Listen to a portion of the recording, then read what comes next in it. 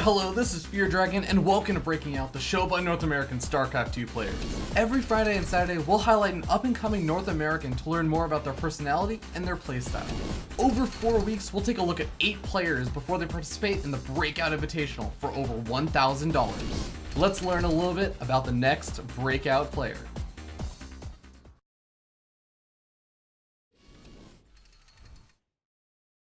Hey, what's up? This is my Breaking Out NA Season 3 application video. My name's Isaac Josiah Fox. My in-game name is PandaBearMe. My age is 16, and my race is Zerg. I was gonna say my Zerg is race. That's not right at all. My race is Zerg, because, you know, obviously the best, so, you know, get at me. And what do you do for a living? I actually only do school right now, schoolwork, and obviously StarCraft. Intensively, so no part-time job, nothing like that, which is good and bad, you know, has its ups and downs. Obviously no extra money, but more time to play StarCraft, so what are you gonna do? Tell us the most interesting fact you can think of. I would say it's that I've moved over 20 times, just about, and I've moved from anywhere from Nevada to Florida in America. I've slept on nice beds to sleeping bathtubs. I've been in gated communities, you know, where everything's fine, to places where my doorknob would get shaken, you know, shook, to people trying to break in and stuff, and trying to backdoors and all that stuff. And just how it's overall really cultured me, and you know, being all over the world and seeing how different perspectives are in different states, and to really take the good and the bad and really, you know, keep the good, and just to adapt to just about any situation that's given to me, because when you're moving across the country a lot, you really have to adapt to your situation and stuff, because you only, you know, you might get like a week's notice that I'm going to be moving somewhere, and then, you know, a lot of people can't even switch up how high and low their desk is. Kind of crazy, but you know, I've been on so many different desks and chairs, and you know, anything from a wooden chair to, you know, fold out chair to a nice comfortable one, so really helped me adapt. Next question is, describe your playstyle for us. The best answer I can give is reactive, deliberate, and sometimes can end explosively. To give a little bit more detail on that, I really react to my opponent doing aggressive things. It's not anything new to be an aggressive NA Zerg or anything, but I try not to do like Roach Bane all-ins versus Terran blindly or something. I really want to know what they're doing first, because obviously, you know, it's going to lose if they're doing something that's not 3CC, so, you know, it's better for me, but it's just the best way to all-in if you're going to do it. You know, reactive all-ins is basically just a checkmate. So you know, that's what the reactive, you know, playstyle comes in. It's very deliberate, because, you know, everything's very on purpose. You know, even the macro builds, everything's on purpose. Everything has a reason and a place. You know, everything belongs. And doing a lot of reactive styles and stuff can end really explosively. Just, you know, how build loaders end up, and you know, sometimes you get misreads. Why do you deserve the chance to be the next breakout player? I think it's because I think the reason I deserve to be the next breakout player is because I bring a good, healthy variety to StarCraft. If you watch any, you know, it's not a lot of them, but if you watch any show match I'm in, or series I'm in, you'll see that I'm doing different builds all the time in these each game in those series. You know, and they all have a reason if you really think about it, and it's the best way to play StarCraft for sure, and the best way to watch StarCraft is, you know, lower league players and higher league players can both watch and understand it, obviously to a different level, but you know, it's really entertaining, and they can understand it and why, you know, it's happening the way they are. And I think it's perfect for a league like Breaking Out. I think it's, you know, the way the groups work and everything, I think I would be perfect for this. It just screams PandaBearMe, you know what I'm saying? So that's why I think I deserve the chance to be the next breakout player. The next question is, what does StarCraft mean to you? Pretty easy question, but really good question at the same time. It basically means everything. like I said, I don't have a job or anything, so pretty much spend the whole day when I wake up and go to bed, I'm thinking about StarCraft. I think the term eat, sleep, breathe StarCraft applies to me more than anyone else, to be honest. Because all day I'm thinking about it, figuring out how to do just about everything, figuring out how to do build orders, but make sure it's all consistent and making, trying different ways to go about it, different openers, same build, same push, and that helps with mind games and stuff, obviously, trying to gas listen to a build that you normally see gas and then to throw someone off, right? And, a lot of in-game stuff, and I've worked on a lot of out-of-game stuff too. I've researched a lot of psychology because of StarCraft, worked on my mindset, just to get better at proving and playing. And when I'm not playing, I'm working on my mindset and working on, watching videos of all these different players and stuff, looking at all these different styles. I've been doing this for, since I was 8 playing games. Maybe not hardcore since I've been 8, but for a very, very long time, for the majority of me playing games, it's been hardcore. And the only difference is now, from 2-3 years ago to now, is people used to call it insanity or addiction. Now they call it passion, which, it all means it's all the same to me either way. So it doesn't matter to me, but I think that's the reason, or that's what StarCraft means to me. Hello, ladies and gentlemen. Welcome to Breaking Out, the show about North American StarCraft 2 players that you need to know about, and I am joined here by PandaBearMe from Integrity Gaming. How are you doing, Mr. Isaac Fox? I'm doing good. I'm happy to be here. Breaking Out is a show about North American StarCraft 2 players that we feel you need to know about because they are up and coming in the scene. These are the players that we feel have the best chance of breaking out on the North American scene. And we're going to be going over a couple of the games. We're going to be doing some interviews. We're going to be having a little bit of fun. And also getting some cool analysis from the players on those actual games that we're going to be watching. So regardless, man, I have got to ask you, first of all, here's the real hard-hitting question. I've gotten a lot of emails. I've gotten phone calls about this. Are you a panda? Are you a bear? Are you a fox? Are you something else? Like, I know that you have a cat in the background. Like, what are you really? This is, and I want to remind you, this is being recorded. If you lie to us, we will know. Oh, no. Oh, man. Then it all comes out here, right? This is where it begins and ends. Well, my last name's Fox, right? So you'd think I'd have a name with Fox, but that didn't really work out. It was funny, actually, because the reason I picked the name was because it was shorter, but now doesn't really make sense. It's a long time ago, for those people that played HOTS only, you used to put your tag in your name. There was no separate tag. So I had to shorten my original name. So I just put Panda instead, right? So tag Panda. And it always meant PandaBearMe. Because a buddy of mine was like coining up names. PandaBearMe stuck. I was like, that's stupid. An hour ago, I was like, that's stupid. I'm going to use that. Well, after like 2 hours, I was like, that's the best one. Look, all of those were terrible. Let's just go with that and call it a day. So we went with that.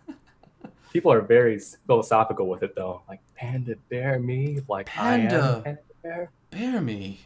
What does it mean? Are you Panda Bear? Are you the panda? Am I the panda bear? That's pretty awesome, though. And I mean, you did actually qualify for the show through the actual qualifiers, the second qualifier, if I'm not mistaken, the Zowie NA Rumble one. So, I mean, how did you feel about that? Because I'm not going to lie, I was checking your Twitter, I was looking to see how was stuff going. And first, you're kind of like, it's the expected kind of thing. Like, I'm about to compete in Breaking Out on the Breaking Out qualifier, tier, like, wish me luck, people. And then immediately afterwards, the second that you win, it's like, I won the Breaking Out qualifier easy. So look for me in the Breakout. I'm going to get first in that shit. And I'm like inserting random gangster words in my head into like that tweet. And I'm like, what happened? How did that go, man? Yeah, I was like, suck it. Like, I ripped my shirt off, like something, a baby dies for some reason on the spot. It's like everything was real. I was talking about in the lobby when I was playing Trace, which is the game that got me in. I was like, look, it's you, me, Keyfire, Panda, and Oliver. Yeah, and it was like, to be frank, Keyfire is not going to win. He's versus Trace. I was like, look, it's not him. I was, so I was like, if I win this, it's done, it's over. So I was pretty sure that was like the winning game and stuff. So I was pretty happy. But I found out that everybody lost. And I was like, whoa, that's kind of weird. Like, what's going to happen?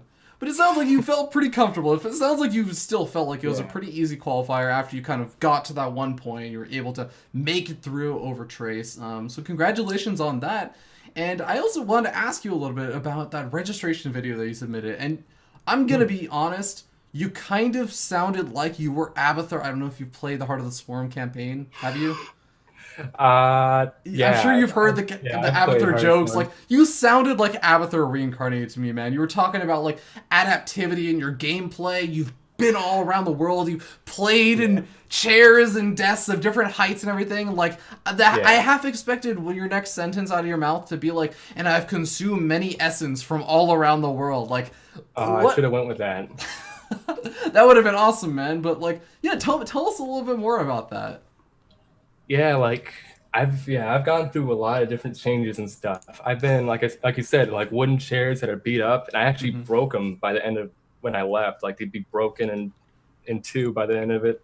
And like right now, I'm on this weird couch thing. It's like I don't know if you can see it, but it's like it's just for watching TV or something. But I'm using it, and it's weird. But I got used to it after a while, and it just like yeah, it's just like you have to.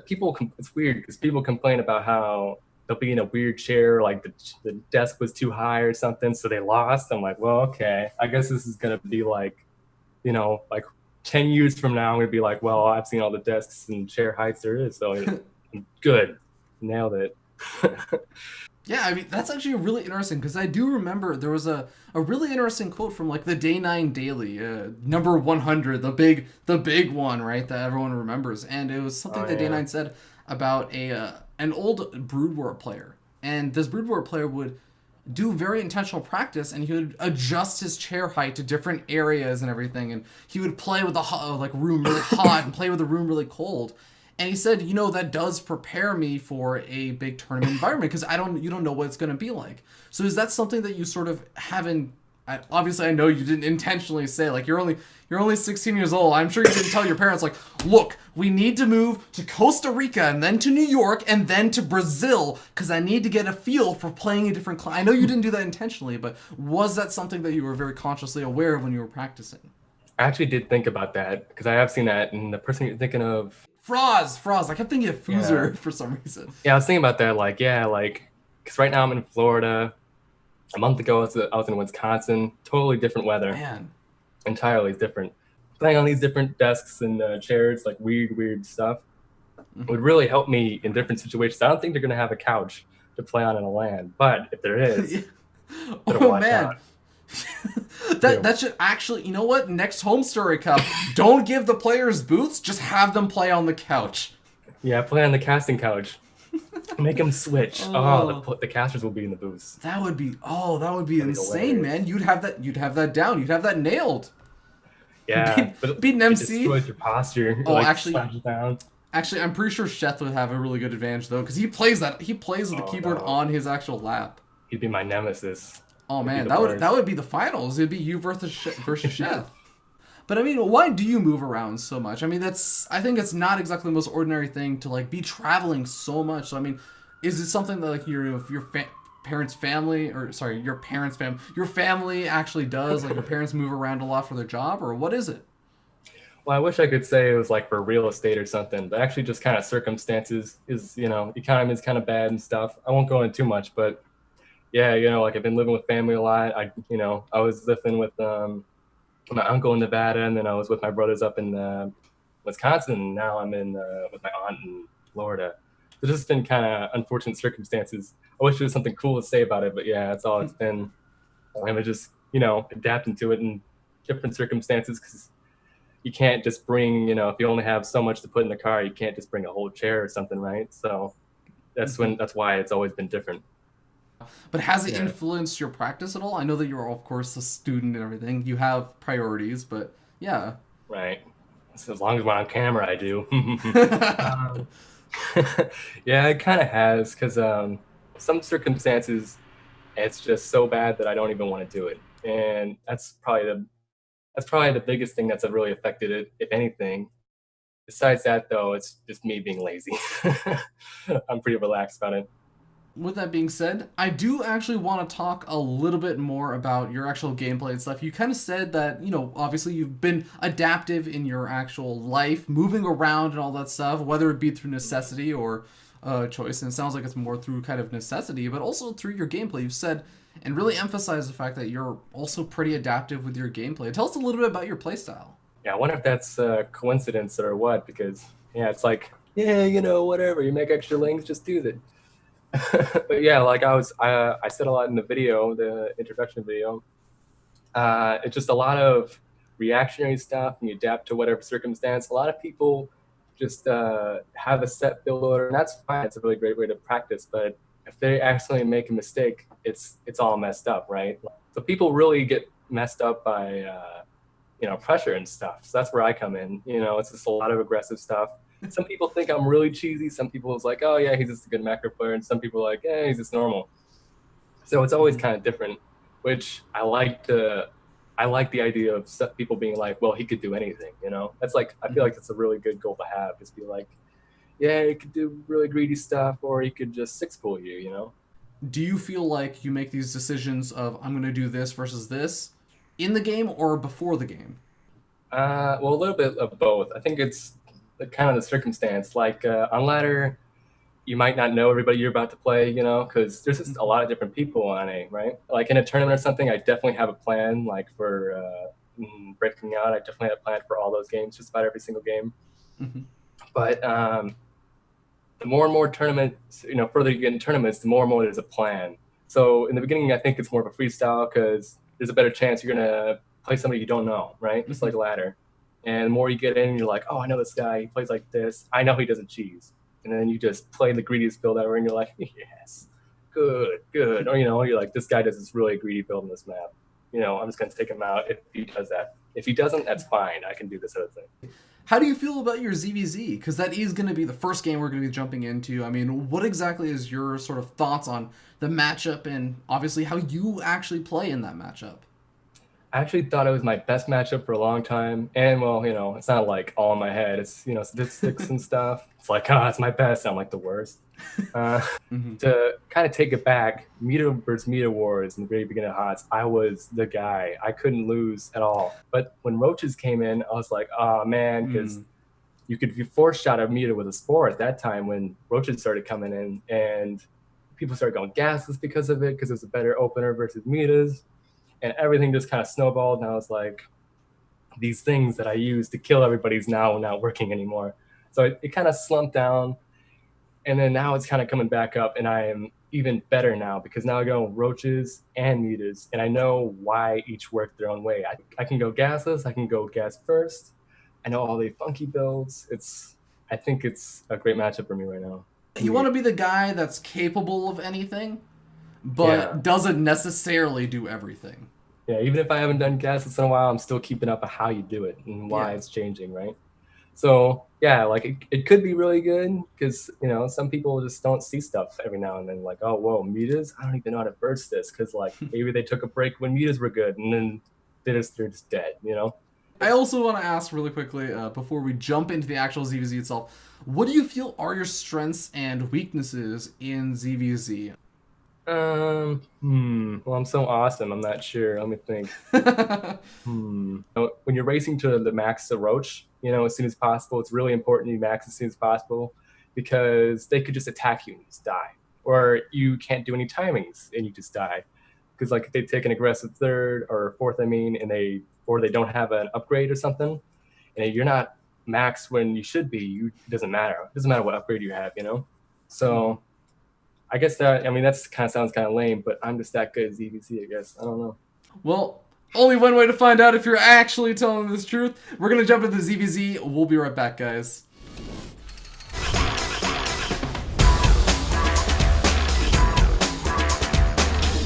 It's game time! Zerg versus Zerg.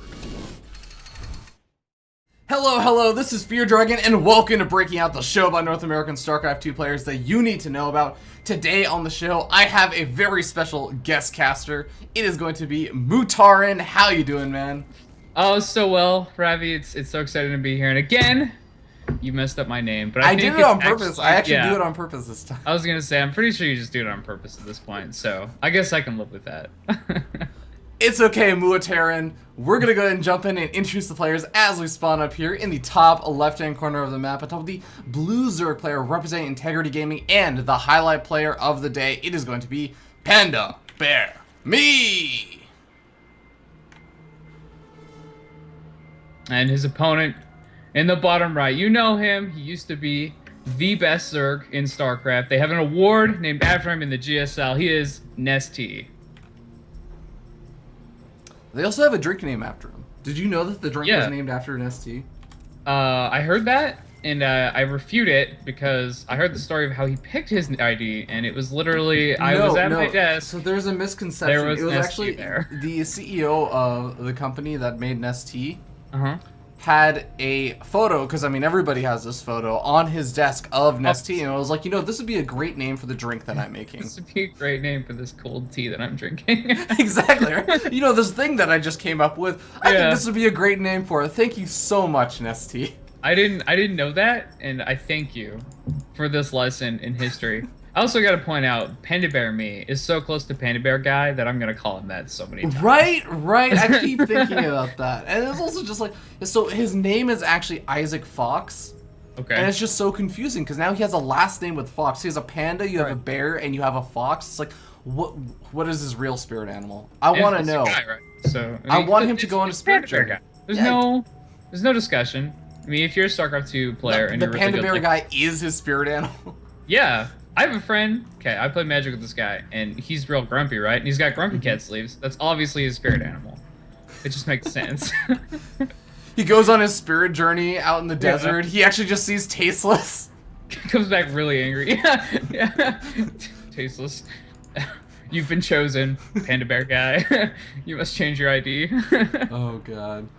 Alright, well, let's talk a little bit about this game. So right now, nothing too crazy has actually been going on. The map is Nimbus, and they have cross-spawn map positions, so again, they have some time to kind of get their builds up and running. And right now, it looks like PandaBearMe going for the hatch first, eventually following up with that spawning pool. Same sort of thing from Nestea, but I don't know, Brandon. How do you feel about this matchup?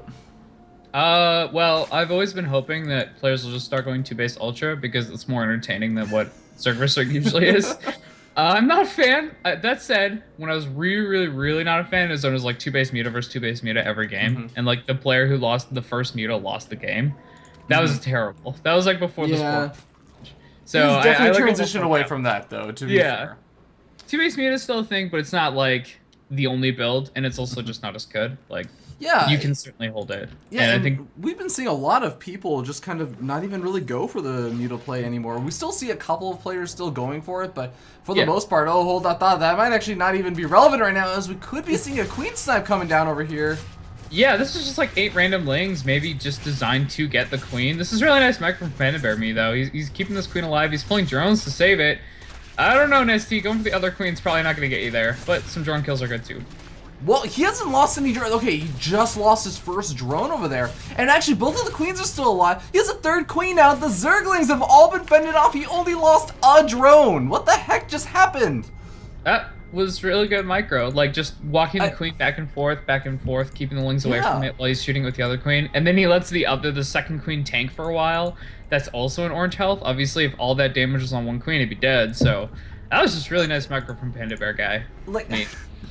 Like, that is actually insane, because he's not playing against, like, some Bronze League or, you know, whatever, like, quote-unquote American scrub, right? This is Nestea. Nestea used to have godlike ZVZ. And I say used to, so you might be thinking, oh, well, no, he's not anymore. But, I mean, come on, it's still Nestea. It's not exactly like the early, like, first 5 minutes of ZVZ has changed a lot in the past, like, 3 or 4 years. Yeah, now he's just demigod-like. I mean, come on, guys. He's still really good. Still Nestea. So now PandaBearMe pushing out on the map with some links. He's a little behind in supply. I think it's just because he's supply blocked. Yeah, he lost an overload over by Nestea's third. Yeah. And it kind of supply blocked him. Now he's even in supply, but it does hurt to not be able to produce anything for a while. These links are trying to get something done, yeah. Might actually snipe off Nestea's overlord. Does get Nestea's overlord. Doesn't supply block him though. Nestea, he's a demigod, so he knows about this stuff before it happens. Nestea had extras. Obviously. I don't think I've seen Nestea get supply blocked ever. I don't even know if it's happened. Can you think of a time? Can you supply block a god? Like, do gods actually need supply? I mean, he's built overlords, but I feel like they're just free. They just pop out of the hatchery. The It's like, overlords these are are actually perfect. just angels. He's just kind of like, Yeah. I just think I'll imagine a couple more overlords, He and they calls just more appear. Lords from heaven. But you know what Nesty is gonna have to do a little bit more than imagine is getting out some of those roaches, because he is throwing down that roach warrior right now. Also getting up his lair tech, and oh my god, I think Nesty just got supply blocked. No, he didn't. He just No. he didn't. You don't The red understand. number just demonstrates his fury and his anger. Yeah. He's just upset. Like, he's not supply blocked right now. See, look at that, 78. You've never supply blocked and you have no proof. Exactly. But a lot of Zerglings coming out right now for PandaBearMe. He could be getting very, very aggressive. And here's the thing, PandaBearMe, his Roach Warren, I think, was a little bit later than Nesty's. Actually, Yeah. he doesn't have a Roach Warren on No, there. he hasn't even built it yet. But he's got a lot of Zerglings. Oh, yeah.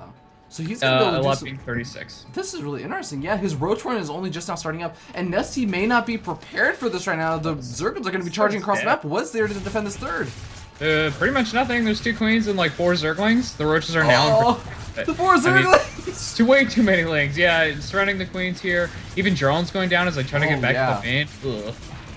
Nice job from PandaBearMe actually Yeah. continuing to just keep on top of those drones, even though they were mineral walking, still able to keep on top of them and get as many pickoffs as possible. Now some of the roaches are now out, as you were just saying. But, oh man, he's just taking so much damage already. And look at this third. It's already halfway dead. More lings coming in to fight it. I don't see this being held unless like Banelings unburrow and kill all these lings. Yeah, here it goes. Down goes the third. Unless Nesty has actually ascended beyond godlike level and found out how to hide burrowed banelings from the observers as well. We actually don't have vision of them. Yeah, he could do that. He could, but it wouldn't be fair. So, yeah, it wouldn't be fair. Look, just because he's God doesn't mean that he's going to abuse his powers. Like, if something truly unjust is happening, then he'll fix it. But other than that, like, nothing crazy's happened here. He's only killed a hatchery. It's not a big deal. Oh, Roach is getting a decent wall in over at that ramp, making sure that the Zerglings can't run just straight up into the natural expansion. But yeah, the third expansion gets canceled. Yeah, canceling the again there is really big, seeing as he's got his own third right now and just mining so much. The supply's still ahead for Nesty. You can kind of chalk that up to him being on roaches and PandaBear guy being on.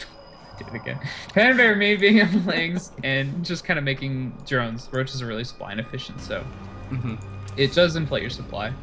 Yeah, and actually, if we just take a look at the unit counting station, though, the problem is without that third expansion.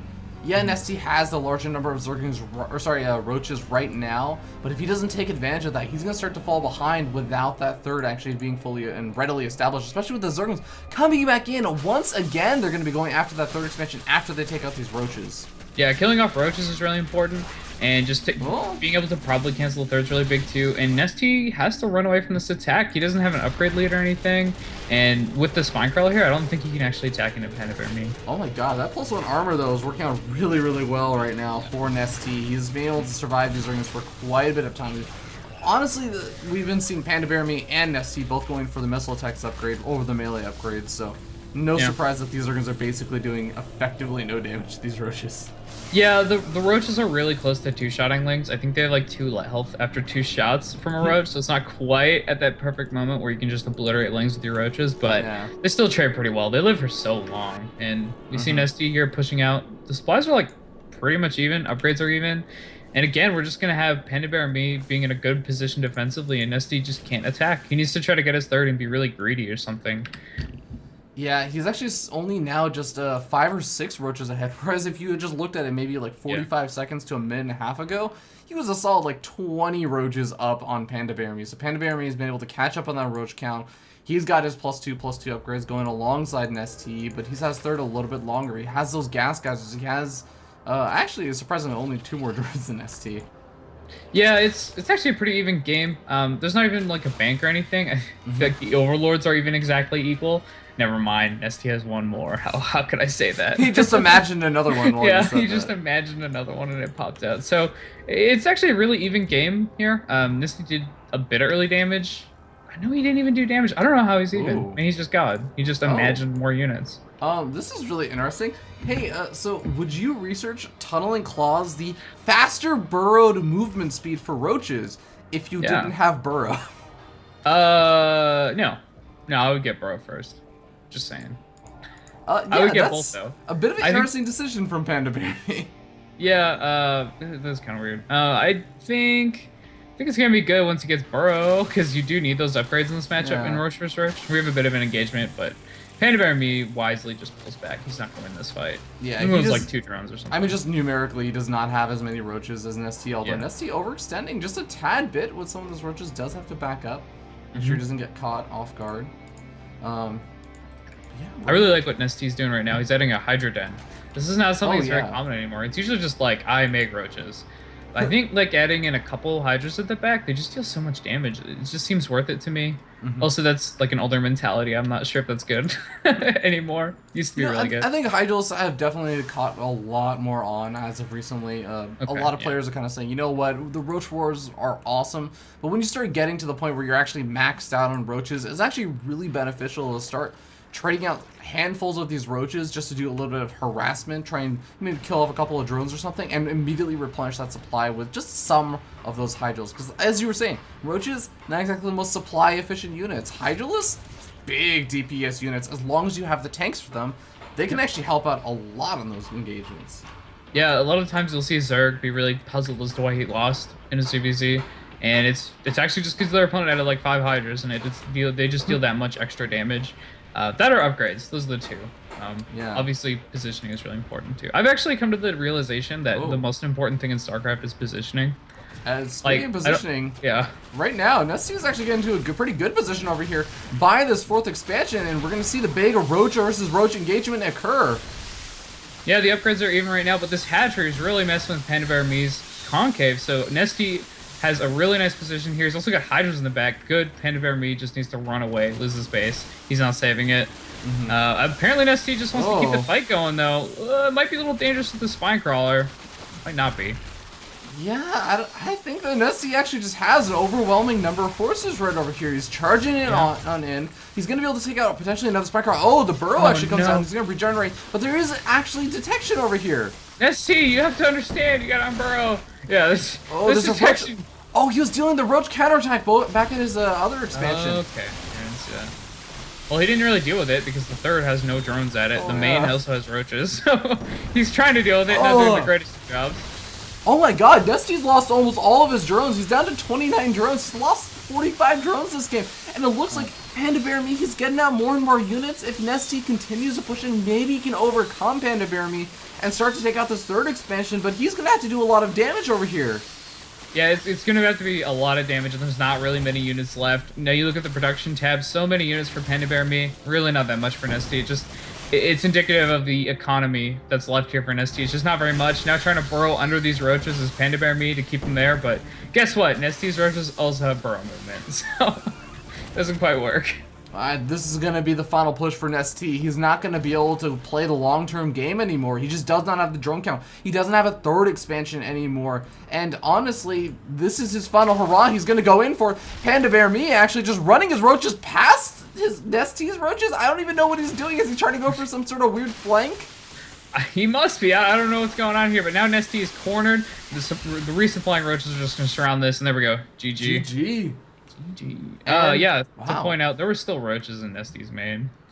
Oh, that's where they were. They got all the way down to the natural expansion. I was gonna say, Yeah. like, they killed off the 3rd expansion entirely. I guess they made their way all the way over to the main and natural, and yeah, Nesty just could not deal with it. So, PandaBearMe able to take that game, and you know, PandaBearMe has said that he's kind of known for, or he sort of prides himself more on being an adaptive player. But that was a weirdly, like, fairly straightforward macro late game, I feel.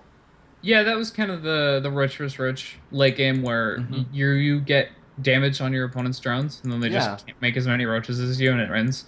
So, pretty straightforward. It was just well played, though. That's what you do in the matchup. So, well done by PandaBearMe. It was pretty good.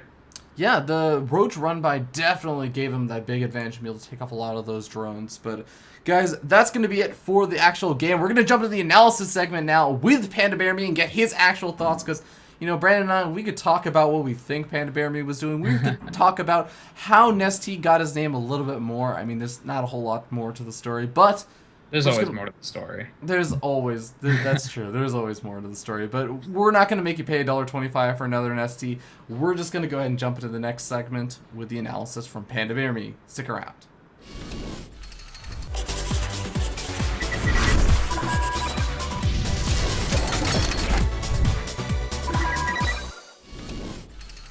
Hello everyone, I hope you enjoyed that ZVZ from PandaBearMe, and once again I'm back here with PandaBearMe. How you doing today, man? Doing good. Because it is the same day that we did the interview on. It is. Ooh. What happened? No magic of illusionary editing or anything going on right here, but we have a ZVZ in front of us that we just saw. People don't have to worry about spoilers anymore. That's one of the beauties of the new format for Breaking Out. But walk us a little bit through this game. Let's go ahead and jump into it and tell us a little bit about, I mean, this badass down here in the bottom right-hand corner you just faced. Like, Nestea, man. This is the real Nestea, right? Yeah, it's a real Nestea. I wasn't actually too sure when I was playing him, but then after the game, I quick went to his stream, and he happened to be streaming, luckily. And then it was confirmed I saw myself playing him. And I was pretty stoked because, like, this was within the week I needed a replay, and I was, like, really hurting for a ZVZ. And because I think I was complaining to you, I can't find any Zergs right now. And then Oh, it yeah. popped up. So, pretty good luck. I would definitely want one good Nestea game over like 30, 50 different, ZVZ games to pick over. It's just an obvious choice, right? Yeah, definitely. Now, I want to talk a little bit about the openings that actually ended up happening, because the openings were really kind of weird. So first of all, Nestea went for like a pretty aggressive opening, but you managed to defend it really freaking well. Like, surprisingly, you took very little damage, it seemed. Yeah, we were looking at the replay, and I was talking to a few people about it, and every time I'd show them the replay, I'd stop and do slow motion on my Queen micro. I was like, Oh, doing, it like, was the camera beautiful, man. It was beautiful. I was pretty proud about it because it was like you can't touch this queens. It was pretty good. But it's kind of funny saying aggressive opener because we both went hatch first in this game. But we'll times two it, and then we can get into the more aggressive part. It's pretty standard. We both went 15 hatch. I believe 15 pool too. Yeah, both 15 pool. Pretty standard when you're going gases. 16 pool is good, but 15 pool is pretty nice for what Nestea wants to do, like early lanes and stuff. But yeah, it was both cross. We knew it was cross, and the kind of cool thing about just kind of Nestea's build, talking about that a little bit, he actually did this in a very safe way because I'll pause it real quick. Game resumed. Game There we go. paused. He saw the overlords at the top, and he saw them cross, so he knows that timing, it has to be cross positions no matter what. Yeah. So I won't know his opener no matter what. I don't know if he has gas or not. So going 8 lings is actually the most safest thing he can do because he also doesn't know what I'm doing. So, because he doesn't see my second overlord yet.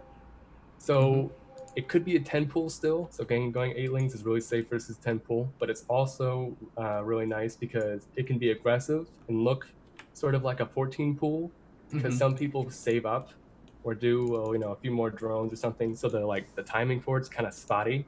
Yeah. There's no one direct time that 14 pulls at, especially on a big map like this. So what he did here was pretty good move all around, and I think it's unappreciated how good of a move this is in ZVZ. Yeah, so these 8 Zergans move across the map really, really freaking fast, and I mean, they don't even really get scouted by overlords or anything until they're basically almost at your base. Yeah, and then I'm not sure what's going on, so I actually went Creep Tumor first because I wasn't sure if I needed a spine range for that ramp because it is quite a far ramp. Even though it's 2 clean block, it's a little bit of a tough hold without the creep. This is when the lings come in. I had to pull both queens because one queen can only kill 4 lings at a time. Actually, just barely dies to 4 lings. The 6 lings has no chance versus. Making panic lings right now, in hindsight, wasn't such a good idea, but versus 14 pool, I really needed something. 14 gas, 14 pool, I really needed something to take the damage when I pull back queens at the ramp. Yeah. Pulling back the drones, only lost one, just barely actually. Yeah. And I was also like, what you're doing with that queen over there, you're kind of moving it back and forth. You're just mainly trying to avoid getting surrounded, right? Yeah, I'm just kind of doing zigzags, trying to avoid surround, because if he's surrounded, he's dead. Only way is I kill like a weakling and it happens to be holding like the whole right side, yeah. but you know, like that's kind of flukish, right? So, but super weird opener, because all of a sudden I have a spine. I ended up making one extra queen. And ST goes for a fast third. Actually, in a normal game, it's not that fast, but because of how this game went, it seems very quick. Because all of a sudden, you know, we're at 6 minutes. Doesn't feel like 6 minutes, right? Yeah. And along with that, he actually went triple gas, which I'm assuming that's a mistake, because you know, even going triple gas, you don't want it that late. So kind of a misstep by him is to focus on the aggression. But it ends up being ahead for him. He's up in drones right now. If you look at the drone count, he's up about 10 or so. I mean, I'm like up 4 lings, but you know, it's like whatever. Yeah. You know, it's not. You can see the attack over here in ST. The lings are running away now. Didn't really do much. You can't do much about it. But great thing about me having a few more lings and having this extra queen is I can go ahead and kill tons and tons of overlords. He can't do anything about it. And to secure this fact that he 100% can't do it, deal with it, is that I'm going speed first. So if he's gonna go for a ling timing, he'll meet my lings instead of him going for a ling timing and I lose all my queens. I see. So this becomes a really, really safe move for me to do this, because yeah, I get to kill all the overlords and I'm doing the ling timing. He won't see it. It's like it's perks all around. He won't see it, and if he tries to do something, I'm you know, right there with him. Yeah. But So, yeah. I just kind of want to ask, like, is that sort of just you also trying to play more into your playstyle of being that sort of adaptive Zerg, where you want that full vision of your opponent, or like have at least some overlords out of the map, you're able to see what he's doing, but he isn't really able to adapt to you? Yeah, it's very important. Vision is everything in CVZ, and you see this link timing now. He's just now seeing this, and I'm already, you know, I'm like right now just getting his base. It's on slow speed. Yeah. He's actually on 60 drones, so he didn't see this at all. Like you were saying, it does play into the kind of aggressive style. I do like this build in general, I'm not gonna lie. But doing the 3 queens with it is, you know, like the icing on top, I guess you could say. But Yeah.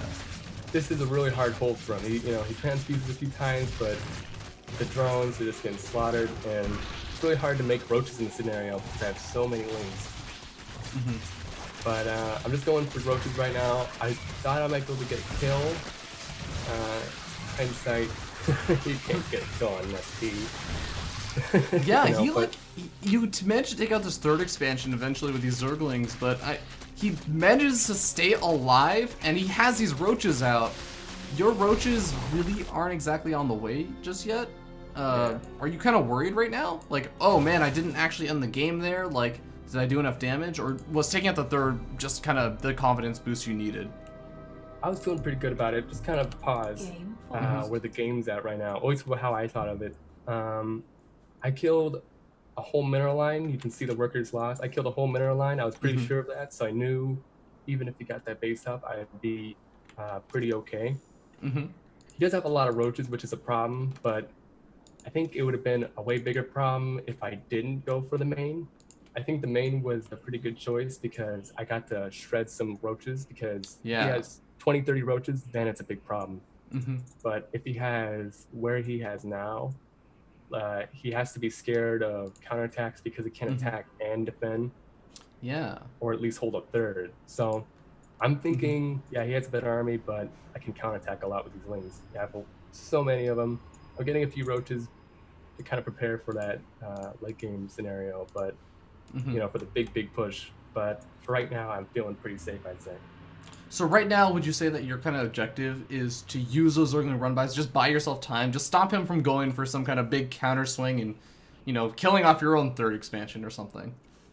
Yeah, well, it's sort of situational, but generally right now, yeah, it's like if he pushes right now, I'm going with the counterattack for sure. You know, sometimes you're not gonna go for it if he has enough roaches to defend, but yeah, right now that's what I'm thinking. You got to keep these lings in his face, make sure he knows about them because he might forget Yeah. and it's like, oh no. That's actually a really interesting thing. It's not just having the Zerglings, it's making sure that he knows about them so that you never even get put into that weird sort of like, well, you're killing all my stuff with roaches, but I'm killing all your stuff with Zerglings, kind of like, I don't actually know what happens here. Yeah, it's all like weird luck things, It's like how right. my transfuse my spine, like I don't know, like are not maybe. So, like, trying to intentionally show your Zerglings, like, I see right now, especially, like, you have your Zerglings directly underneath his Overlord. Is that, like, a very intentional thing, then? Yeah, I wanted these to be here. The only time I'd want to hide lings in this scenario is if I'm making a lot more. Like, if I'm making, like, even more than this, and I happen to be going, like, 1/1 lings, then I'm going to have, like, these and then some production in the back, right? So it's like, oh, he's just going, what I happen to be doing this game. Yeah. So, it fools him. But in general, like, I'm very transparent with this because it's like, I have these lings, it's right here. Because if you respect the lings. Yeah, respect the lings. Because if they happen to be in my base, it's really, really bad situation for me. Because you need to be here. And then he needs to know about it because it's like, how many lings is that? Oh, man, Yeah. It's like that's like 40-something lings, 34-something lings. Like I can't mess with that yet. I gotta wait. Yeah, that's really cool though. I love those kind of things where it's like you're intentionally feeding your opponent knowledge, not even trying to like deceive him, just to like control what he has to do and avoid like a really weird gambit situation. Yeah, I'm making sure he knows the power of the lings right here and how fast they are. I try to get in, but he ends up getting just barely those reinforcements.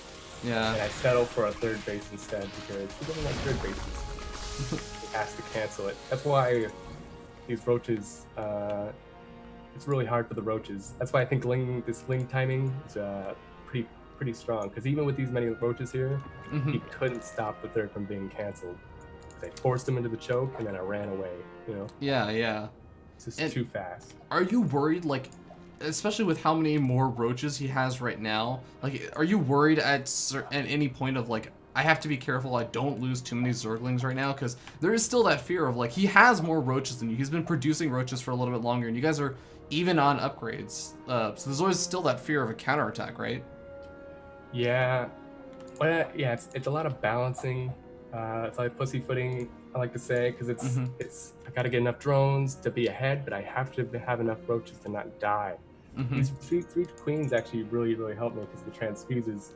Those 3 queens end up being like 3 invincible roaches for like 10 seconds or something. That's how I like to think about it. This unit is invincible for at least 10 seconds. And having a unit that's invincible in the front for 10 seconds is very, very, very good. It's like having just an ultra just sitting there. It doesn't have to do anything. As long as he's taking damage, it's like, whoa, that was like 2 voltage or something. Yeah, yeah. The lings I'm not actually wanting to keep. And in fact, there's a little counterattack right here. Yeah. The reason for that is because he has 1/1, and even though the Zerglings have 1, they just kind of end up getting shredded, and it's kind of a shame how bad they are in late game. But yeah, it's just right now if I got a third cancel, that's the best these lings can do for me right now. So that's why earlier at the choke I actually did attack and was like engaging, because if I could get in there before like a 1/1 or something and kill some roaches off, or maybe some stragglers like roaches killing at the third, then great for me. That's the best engage you're gonna get, because once I'm in a real fight like at this third right now, they're gonna go back and forth and they're gonna kite, and I'm gonna overcommit with my ling just a little bit because they're meleeing fast. And then he's gonna attack him. He's gonna do a wave. And he does 2 times, you're dead. Yeah. Even with +1 armor, they're just completely shredded because the roaches are just so good versus them. Yeah, that definitely makes sense. It's kind of like using the unit where they're most effective for the match. Yeah, it's not so much for the +1 attack because he has armor, but they're just so weak and damaged. I'd rather, like Hatcheries don't have extra armor, so I'm cool with that. Yeah. But Cool. Game resumed. yeah, doing the counterattack, trying to get these lanes through as much as possible. Hoping that he overcommits with this, but very quickly walks away. He's better than that. I end up not getting this, just barely the third, because the reinforcements is a little bit of a shame, but I think they did pretty good for what they had. So I think they killed this roach. Yeah. And then that's about it. Yeah, I mean, just like delaying reinforcements, it seems like, has really also helped you out. Because Nesty had to not only back up all the way back home to deal with these organs, but he couldn't just like rely on, okay, well, after this next wave, then I'll go in on that third expansion or something. Yeah, he had no reinforcements. They were forced to defend the third, and he actually just barely had enough for it. So it was very well calculated how many units he wanted to use for that. And now he's roaming, which is kind of a weird thought that he's roaming after all the damage, but he's actually the same amount of drones that I have. Yeah, It's kind of a scary thing. But this is Nesty. People actually, there's just two sides from Nesty here that people think he is. He's either, he was a god, still is, or he was a god, but now he's washed up. He's no good anymore. And honestly, I wasn't too sure what to think. But after seeing stuff like this, I killed this man's third. He made a 6-minute third, and he saturated it. I killed it all, and now he's with me. He's keeping up. He actually has more roaches than I do, and the same amount of workers. It's a scary thing. This guy is not joking around. So I was pretty scared actually when I saw how many units he had, but I'm pretty confident in my spine and 2 queens because of the transfusions are so good. Invincible roaches are really nice. Because they tend to be, right? Yeah. So I'm feeling good. I'm hoping that he doesn't have carapace going too fast. Luckily, his carapace was delayed along with mine. So we both kind of had the same problem, like, oh man, we don't actually have gas right now. So I looked out a little bit. But now I get a really good idea of how behind I am in roach count, because his whole army's on the middle of the map, and I had to get out. I was actually thinking of roaming up until that point. Then I got really scared, and I made the mistake of not getting Burrow at the same time as Tunning Claws. Yeah. Sadly, so that didn't work out as soon as I wanted to. I saw that. I remember seeing that in the game, and I was like, "You're getting tunneling claws. You don't have Burrow yet." Like. When we got overseers, it was like a fake out. Like, oh no, he has tongue claws. He must have Burrow. That's my plan all along, Nesty. You haven't dealt with NA players, buddy. My games. Oh god. You can't handle it. But right now, I'm feeling really scared. This is probably the only time I felt scared in this game. It was right here, because actually I'll go a little bit more. Because now I see the hydrogen. And I know it's researching. I know he has enough gas for it. He's getting the extra gas and everything. And we're past the 2-2 stage where you're getting upgrades. So your gas isn't sunk into anything. So he has a lot of tech, which is, well, I guess it's just hydras, but it's a lot more than just my roaches. So yeah, I'm thinking I need spines, and I need to just hold on, because for some reason, I don't know why, even looking back, but for some reason, I knew if I just lasted a few more minutes, I would have won this game. And I just needed to hold on a little bit longer. For some reason, the Burrow had me so confident. If I had Burrow, I would win this game. I was pretty sure, because this is a big map. If you overcommit, you won't find the Burrow roaches unless you specifically get a little squad to look for them. But as you can see, there's so many openings, and it's so wide. Right. It's very, very wide map. It's very big, and even when you get closer into the bases, there's even more corridors and weird open areas that are out of the way. So I was feeling pretty strong with Roach Burrow versus Roach Hydra. Yeah.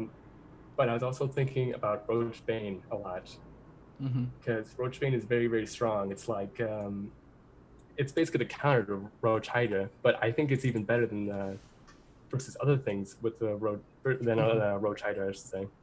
That's always really interesting, because I've seen Roach Bane happen in some instances, and like I know ideally you want to be exploding the banelings on top of the Hydrals, because, Hydrals, glass cannons, all of that good stuff. Banelings do massive damage, and they do extra damage to light and all that stuff.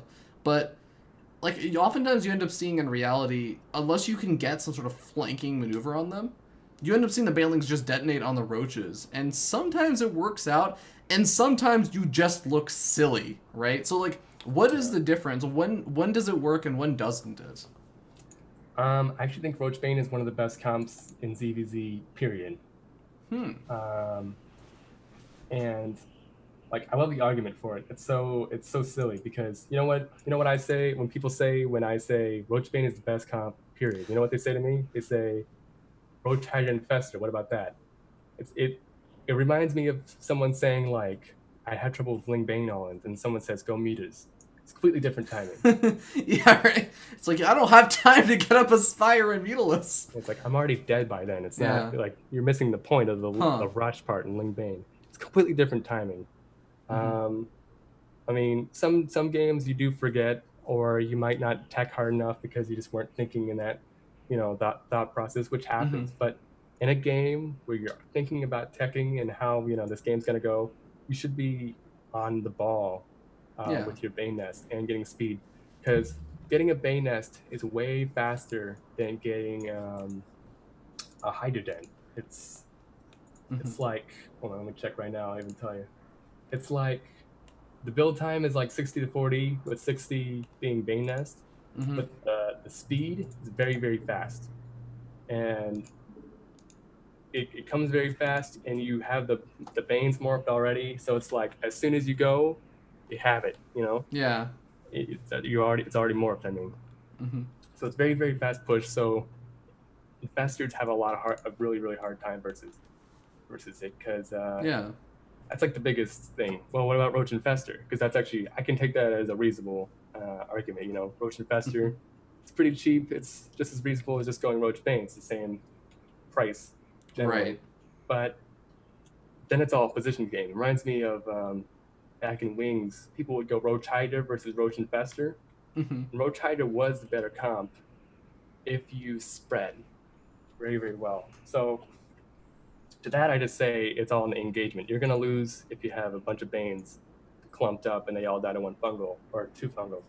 But it just shouldn't happen. So I actually think Roach Bane is the kind of Roach Bane in the end. If you play perfectly, Roach Bane is the kind of Roach Bane. Just because it's too much of a positional game, and it becomes like how many Banes kill the most with the least. It's like two Banes go in little packs trying to kill like 30 or something. And then it's really weird game. It gets really bad, really fast. That's like a long, drawn-out explanation of ZVZ mid-game, but that's what I was thinking all in 1 second. Boom. Yeah, awesome.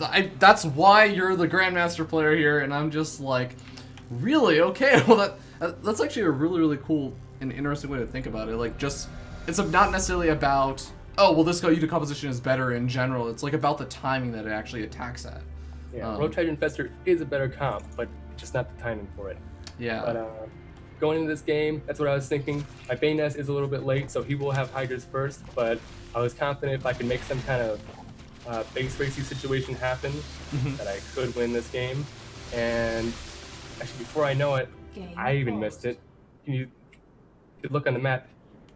You can see little tiny blue dots on his side of the map at almost every single base. Yeah. I didn't even have burrow at this point.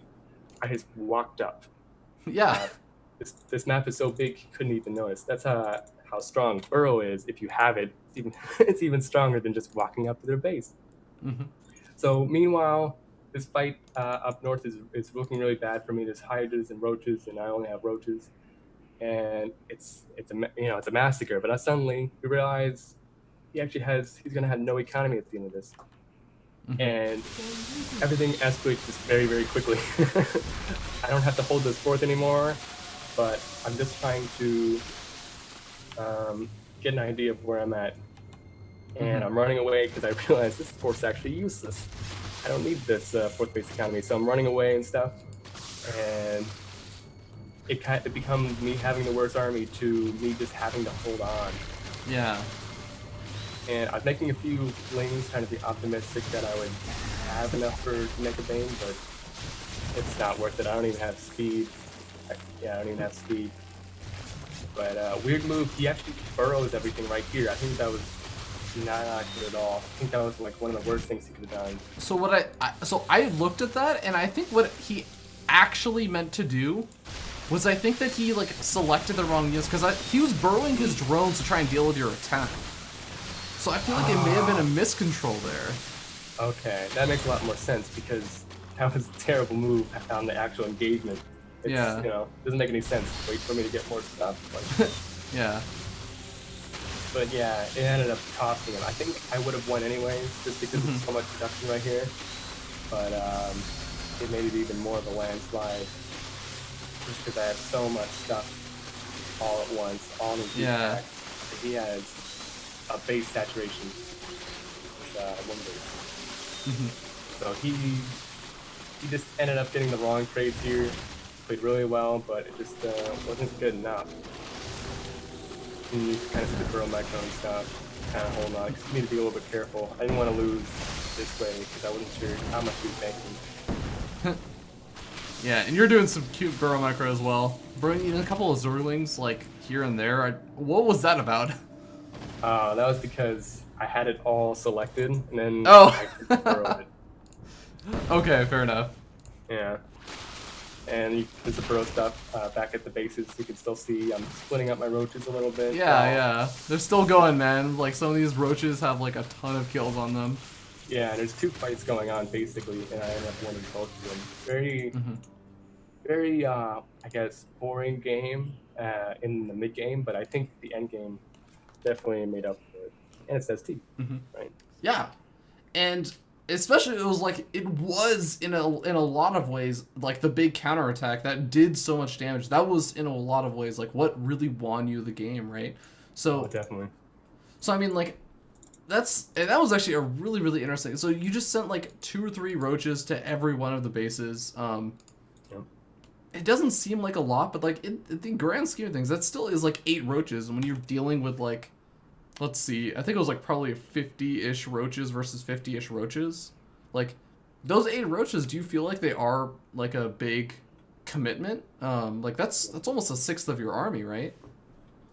Yeah, getting those 8 roaches out of there was definitely. I mean, I think it's more of a tough call actually, roach, but having hydras, it's very clear I was going to lose. So I think it wasn't as painful in this game in particular because of that. It's like, look, yeah, he has hydras. Hydras are pretty good. As good as Banes are, I don't have any. So Yeah. it was a losing fight if I did that. So it was just. I guess it's just me adapting. Using my keyword again. Bless Abathur and all of them. Bless Abathur, man. But Our Lord and Savior Abathur, going door to door. But yeah, it's a very good game. Yeah, I definitely enjoyed it, and I think as you were kind of saying, like for the most part, it was a fairly straightforward game. Like the only kind of really crazy thing was like how it ended up at the end, where like you were like losing the battle at your 4th expansion and all this other stuff, and it looked like, oh my god, you just got served in that engagement, but you still had the damage going on the other side of the map, which of course contributed like at least a little bit to losing that engagement. Actually, I've watched this replay a few times, and I keep forgetting that I counterattack, and I'm always happy at the end of it because I'm like, I'm so good. Oh, that's like the best feeling, man. Yeah, well, I know there's a counterattack at some point, and I win because of it, but I'm very confused because I don't know where it happens exactly. Yeah. I'm like, I don't have burrow, but like it's about to end soon, and then turns out I just walk up. So I was like, well, I wanted to harass with something, so I'll just use these. So it's kind of a getaway of doing it, but yeah, it worked out. Fair enough, man. Well, that is going to be it for the ZVZ. Guys, we're going to be jumping into the next segment, so don't go anywhere. We'll be right back.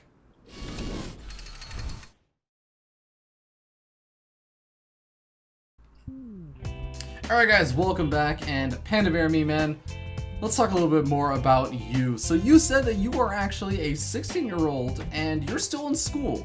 I asked you actually what your profession was, and you know, you kind of said, like, well, I'm 16 and I'm a student, and I was like, yeah, okay, that's actually totally fair. So you're in high school, right? Yeah, I'm in high school. I didn't mess up that bad in school, so I'm rocking that. Doing good. Yeah, it's Alright, either that's- that or like Burger King. Like, you know, I flip the burgers. It's going pretty good with that. That's my profession. Like, you know, it's like, so I was That's feeling pretty good. good about the school card. Do you have any idea of kind of what you want to do after high school? The way I see it, high school's freaking easy. Easier or harder depending on which state you are, but in general, pretty easy in America. You know, let's be honest. So I have a lot of time, right? So might as well just go for the StarCraft thing, see how that goes. People, you know, like people aren't gonna be mad at me or something from playing games because you know I'm 16. It's a game. That's what you gotta do. But if I can make it serious, I'm all for that. You know, playing games for money sounds like some shit I want to do, right? It's really interesting because you said in your application video, I asked, like, what does StarCraft mean to you? And you said it sort of means everything. You live StarCraft, you breathe StarCraft, you eat StarCraft. I don't know how you do that last part, but I'm really interested. That I'm sure we'll get more into that later when we talk about your practice regimen and Things how will exactly get real personal soon. It's gonna get real. PandaBearMe in the bathroom. It's like, look, All right. All right, not sure we're gonna keep that part of the video edited in, but I'll keep that part in mind. How far are you willing to like really go for this then? well, I don't know. Like, I really like the idea of it, and I try really hard, but like my actions kind of reflect it. Like sometimes I just don't play that much and stuff. So I'm kind of at like a battle with myself, trying to really commit to it all the way. And I think it's kind of because I have a lot of time. Like I'm saying, like I'm in high school, I don't really have to do anything. But because of that, I don't feel any pressure.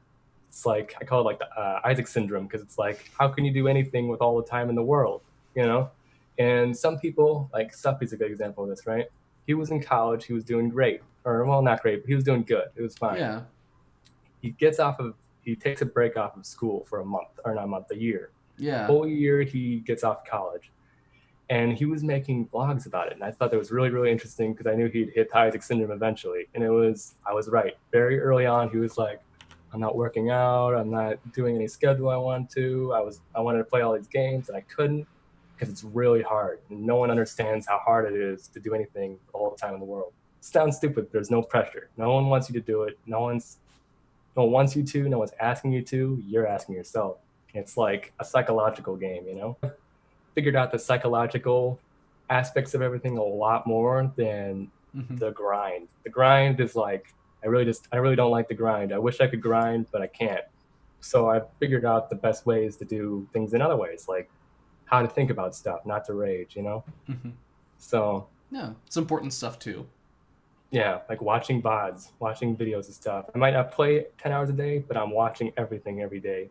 That's why I say eat, sleep, StarCraft, because when I'm not playing, I'm watching it, everything, all of it. What tournament happened, I know about it. I already watched it, you know? It sounds like, I mean, you've definitely put in a lot of time into all this stuff. How do your family or your friends actually feel about your involvement in esports? Are they actually even aware of it? Well, everybody kind of knows.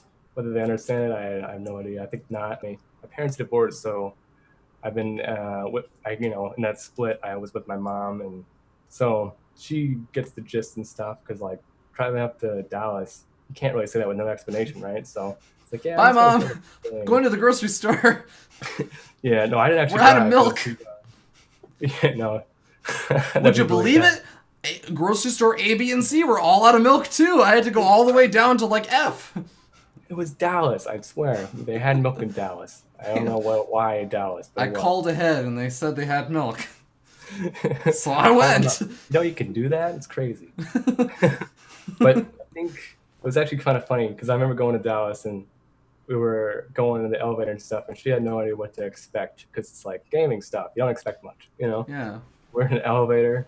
And he's just like the nerdiest StarCraft players that ever could have been stuck with us in an elevator. Like, we gotta play the craft, bro. Like, the internet wasn't that good. And they were like, how am I supposed to play the crafts with this internet, man?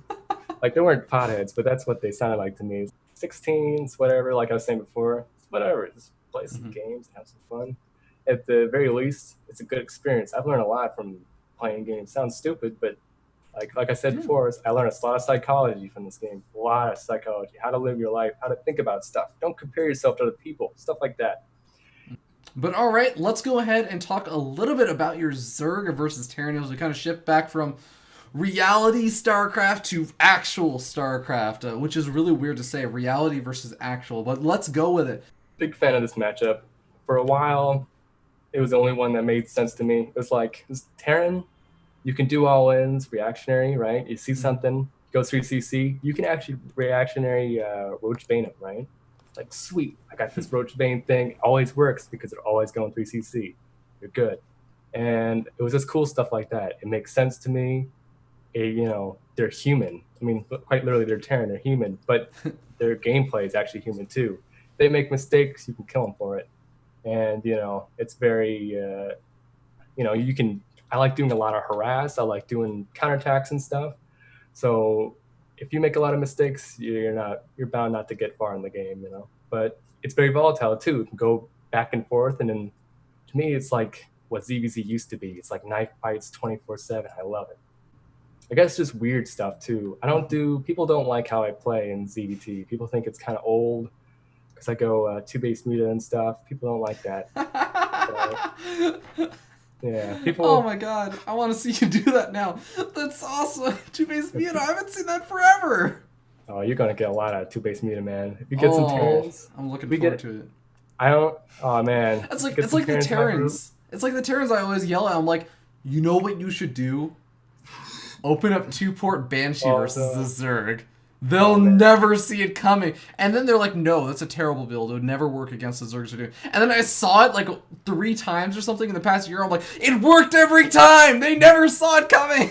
Just watch Ruff stream. Yeah, dude, seriously, just watch Ruff. Just watch Ruff. He hates me because I'm always like, metagame me. Also do weird things.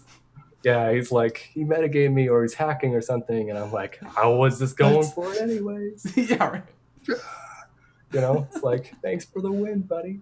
Well, we'll get to find out exactly how many Mutalisks you are actually going to be able to get off of just 2 bases against this Terran player in this next game that we're going to be checking out. We'll find out if we actually do see you go for the two-base Mutalisk, but we'll see you guys in a little bit.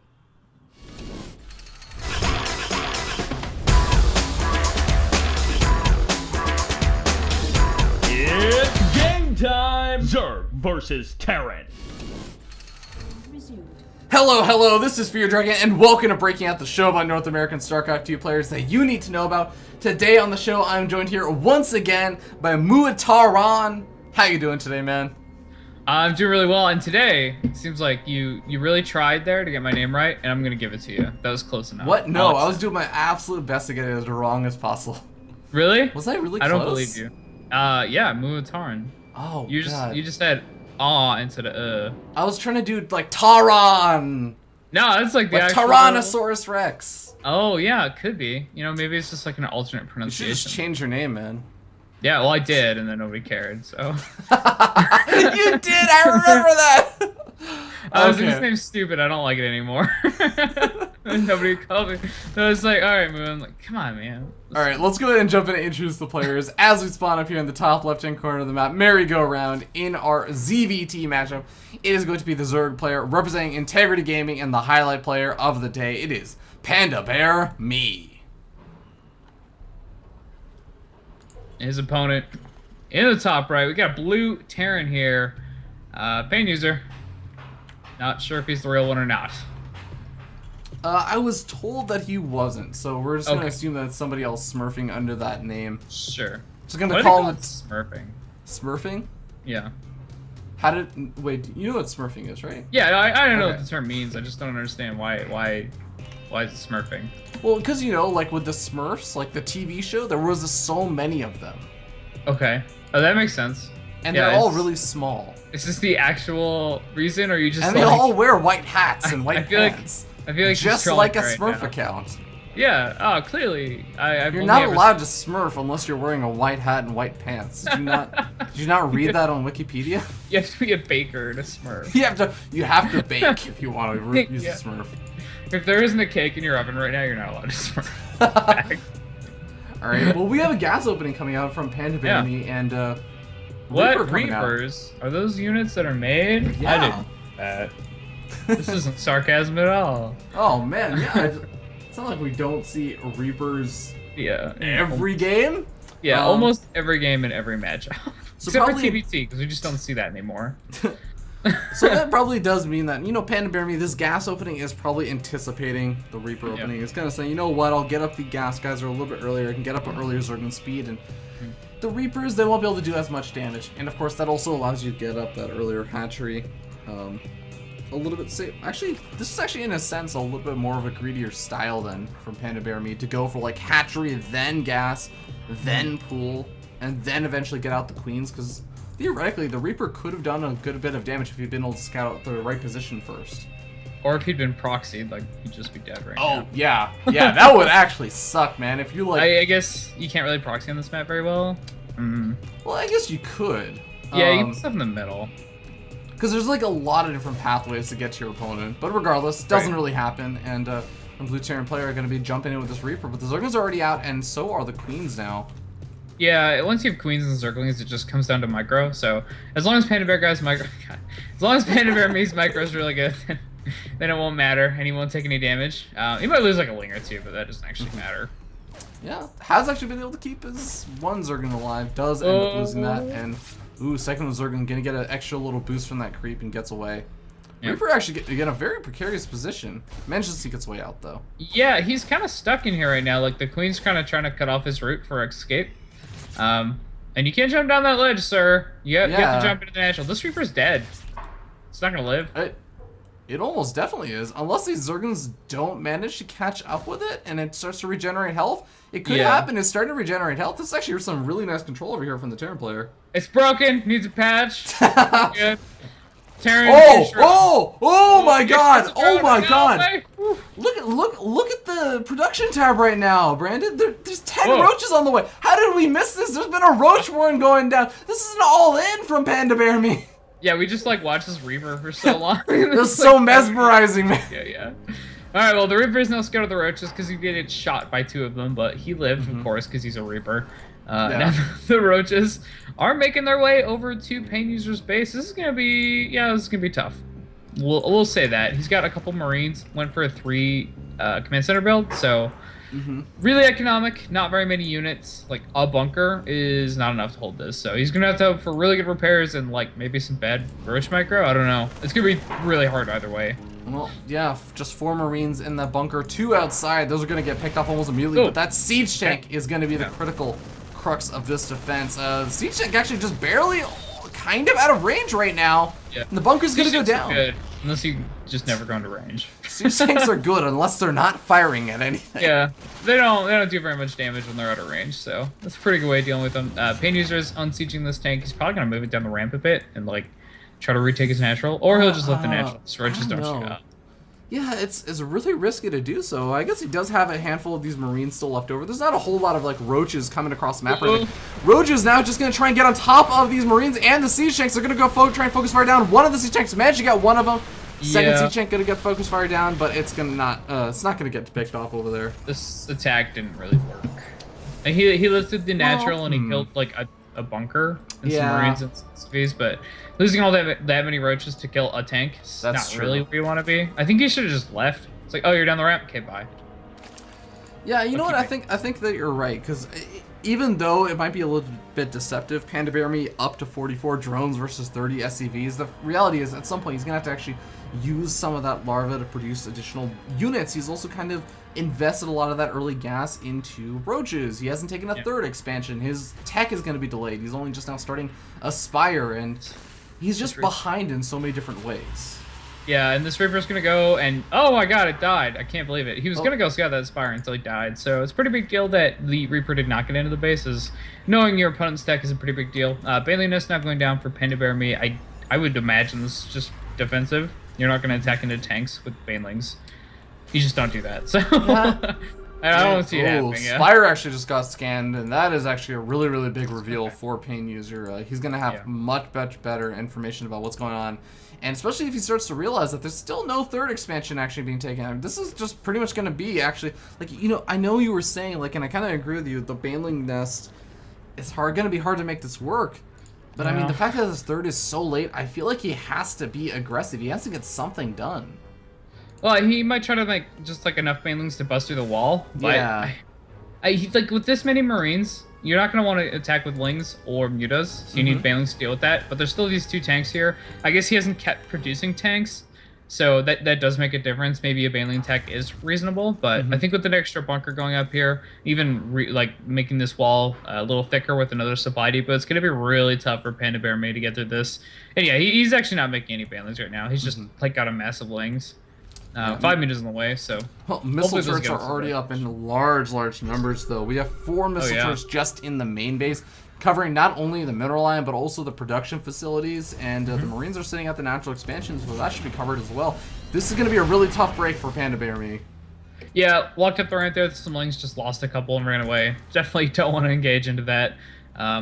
Taking a third here for PandaBearMe, I think, you know, it's a little late. I would have liked to just seen this taken because his opponent was a little set back on the defensive from that roach attack, lost some units, so his attack isn't going to be as strong, so it just lets you take your third. He didn't do that, and maybe he's a little farther behind than he could have been, but I think it's still fine. Like, he's got a third up now. He's got mutas in production, so the Terran's not going to be able to move out very well. And as long as he defends it and he attacks, he's still in an okay position. And no turrets here. What the heck? Yeah, he was kind of just substituting the fact that he had Marines over the natural expansion, but Mutals do manage to get some nice pickoffs. He ends up losing 1 Mutals, but still has been able to kill off a decent number of these SCVs already. Ooh, don't fight a turret. Oh god, right, there's so many turrets! Losing 2 mutas in that attack made it not worth it. I think 1 would have been okay, but Oh, I mean, no! those 6 of mutas. Loses Oh another. no! Just donates another muta. Can't do that. And the Terran player realizes right now, like, he's in a much better economic position. He can afford to just throw out these missile turrets, because that's one way that he could end up maybe taking too much damage, is just losing to Mutals harassment. So he's just not taking any chances. Gonna actually go in for a drop, though. PandaBearMe had 86 drones right now, so his economy is quite booming. Terran is still on 2 base, so it's relevant. Where's that drop? Oh, there it is. Right? Oh, I thought it was 86. Oh, you're right. I Yeah. misread that. Okay. Oh, I was 86 like, would be 86. 86 would be Yeah. like, okay, you're on 3 Like, how bases, does he have so dude. much Calm money? down. Yeah, you need another base, man. Also, you're on mutas. You need a lot of supply for your Langs. No, Yeah. not 86. That's too bad, though. 86 would have been sweet. I was like, how did he get all those drones? That just doesn't make sense. Well, Mutals now moving around, trying to pick off this drop. He actually wards off that drop along the top side. Oh, 3 medevacs couldn't get picked off over here. This is going to be a very, very big win over here for PandaBearMe, but at the same time, a drop coming into the 3rd expansion.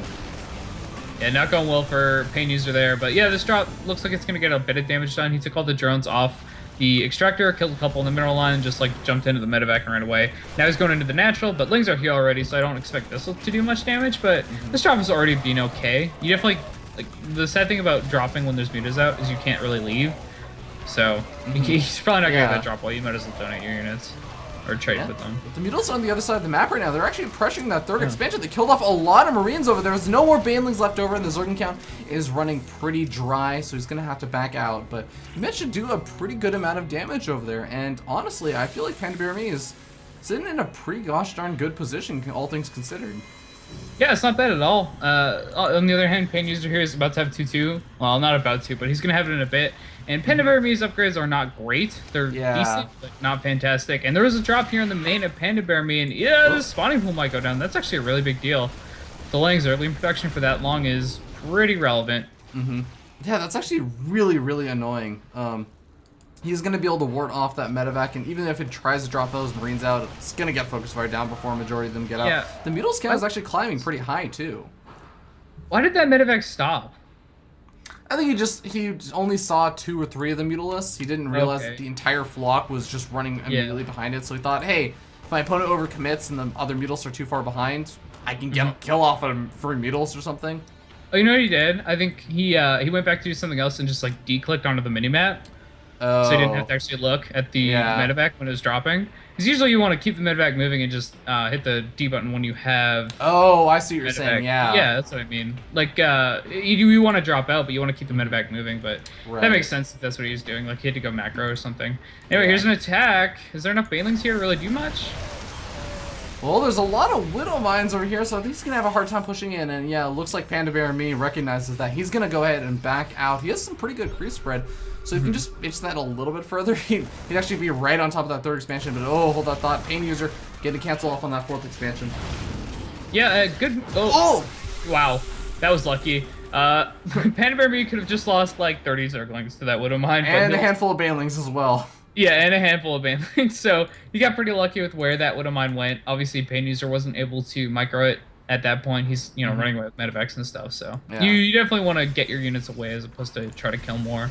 Just go for some RNG luck there. This is going to be a scary situation right now, Brandon, because the hatchery is trying to go up right now, but there are actually 2 Widow Mines already preemptively burrowed over there. The entire army is now moving down to that fourth expansion to try and get a cancel off once again, and this is something that PandaBearMe really does want to get established, but no, he's actually just going for the run, but he gets into the natural expansion, the wall end is down! Yeah, some decent Ling hits over at the third there, but there is so much damage getting done in this natural. The Ling's killing so many SCVs. Looks like this fourth is probably going to get canceled. Well, maybe not. There's a lot of units here for Zergs, and Baneling's trading okay with Marines. Oh, wow! Oh, this is just going terribly for Pain User. Oh my god, he's just completely floundering right now as he was just trying to deal with the micro that he has to do inside his main base, inside his natural expansion. He's losing everything right now, Brandon. Yeah, he's pushing over the third of PandaBearMe, but it's just not going to be enough. Oh. These Widow Mines are burrowing in the main, and they kill a Zergling each. That was anticlimactic for those Widow Mines. That gives free reign to the Mutalists and the Zerglings. Well, I should say just the Zerglings for right now. There's still all of those missile turrets. But I mean, they've already done the damage they need to over the natural expansion. Oh, he doesn't want to lose these Mutalists, though. That would be a pretty big deal. Now, Widow Mine is burrowing in the mineral line here at the third base. Oh my god, goes after a Ling again. Alright, so one of those Widow Mines killed drones in the third. Oh, That's wow. not very many. Yeah, it's surprisingly only 17 workers killed at the end of the day with all those drops and everything else going on for the Terran player. But another drop coming into the main base. He's going to try and do a little bit of damage over here, but the Banelings clean that up in no time. The Mutals finish off that medevac. Yep. PandaBearMe looking to be in a great position, now sitting up a solid 25 workers, and finally has that fourth expansion established. At the fourth, Widow Mine just tried to go into the mineral line, but got scouted. I thought something exciting was gonna happen. Nope, it has to run away now. It looks like this Widow Mine's gonna try to burrow, and it does get down in time. This is how all of my my missions go in Metal Gear Solid, man. I'm just like, okay, I got this. I'm gonna go stealth. Okay, it's not working. Back up and just go with brute force. It's like playing Splinter Cell. You're like, well, I could try to sneak past you, or I could just shoot you in the face. I think I'll do that. Right? What's the stealth game? I don't understand. That concept doesn't make sense. Exactly. But Yeah. right now, it looks like Pain User gonna have to make some big pushing action happen over here. He's down so far behind in terms of the worker count. Yeah, Oh. oh wow, Mito's just sniping some Oh. medevacs. Take some What hits. happened? Take some hits from the Widow Mines, though. Just have to be so careful. I mean, there's a lot of Widow Mines back there. There really is. But the problem with Widow Mines is sometimes when your opponent just runs a bunch of Lings down your ant, and they all shoot, and they kill all of your own Marines, it can be bad. And The that's thing that friendly starts- fire is real. Yeah, friendly fire, it's real. StarCraft 2. Here we go, another engagement. Some decent good hits on the Baneling hits. Banelings, yeah. Yeah. Random Marines strings don't in the split middle. too much. Yeah. And Pain User's gonna be able to kill off this fourth expansion. It looks like maybe the Banelings actually gain some good hits. He manages to push this army back. Yeah, I think Pain User needs to be splitting in, against the Banelings instead of picking up, because Yeah. there's so many Mutalists to just pick off all the medevacs, and now he just can't even do that. He's got actually no army here. Yeah, that was the last of it. So, there's 3 Widow Mines. Banelings, no! They didn't die. Well, some of them did. Amazingly enough, yeah, it looks like PandaBearMe going to be okay. And I like just talking a little bit about PandaBearMe's style. I feel like he's got to have noticed or something that Pain User's splits maybe not as great in his playstyles, and maybe not one of his biggest strengths. So he's kind of adapting by saying, well, let me just make a lot of Banelings so that it becomes even harder for you to split. I know that I'll just massacre your Marine counts as long as I get up enough Banelings. And there's a Baneling flank here to like try to pick off reinforcements. Oh, the problem man. is there's no big group of Marines to hit, so he's just going. Okay, he's going for SCVs. That makes a lot more sense. Yeah. Oh my god, he gets all of them by one. Oh. I named this SUV Jared. He's the lone survivor. Okay, never mind. He's dead. he was the lone survivor for a little while. He was like, I could have a movie named after me. Yeah. It'll be all about the story of the survivor. And no, he gets taken out as well as Pain Yeah. User PandaBearMe gonna come out victorious. Yeah, that was pretty one-sided at the end there. I think what really happened is just Pain User let too much into his natural and that like counterattack. Yeah. Like, it just snowballed out of control from there. So many Mutalisks, he couldn't kill them. So many Banelings. Well, he could kill them, but he lost those units doing it, so that didn't work either. It was a little bit rough, and it looks like at the end of the day, PandaBearMe managed to hammer out another win. Yeah. Get it? Hammer out, because I've had construction noises going on throughout the entire Yeah. cast. in my All right, back. I was looking for the what you were going with there, and I just couldn't think of it. I got it at the end there, but you had to tell me, so that's too bad. All right. Well, let's get some actual analysis from PandaBearMe himself on this game. Let's hear what he has to think about it. We'll be right back, guys. Don't go anywhere.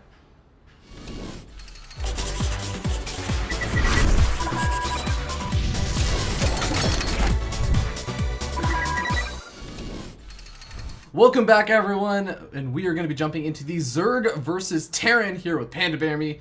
PandaBearMe, take it away. Let's go ahead and jump into the game and talk a little bit about the analysis and what exactly was going through your head in this game. Whole bunch of something. So first Yeah, of all, let's clarify. Not the real Pain User, correct? No, not the real Pain User. Okay. If you notice, his U is capitalized, and that's very different from what it actually is. I actually don't know if that's true, but I feel like it is, because I look at it and it feels wrong. Just me? Like, I look at it and it doesn't feel right. I don't actually know anymore. It's been a while. I don't even know if he has any caps. Well, regardless, Terran player, it ends up going relatively well for you, as we just recently saw. So, what was happening this game? Pretty crazy game overall. It was kind of, just started with, hey, I got an idea, because the build I end up doing is actually a CC first build, and not a good build to do versus Reaper at all. But I was thinking to myself, because this influx of Reaper builds into Reactor, I was like, well, you delay your Marines pretty, like a very, very long time. Reactors take like a minute. So I'm thinking maybe it's the same time as a CC, just with a random Reaper in it.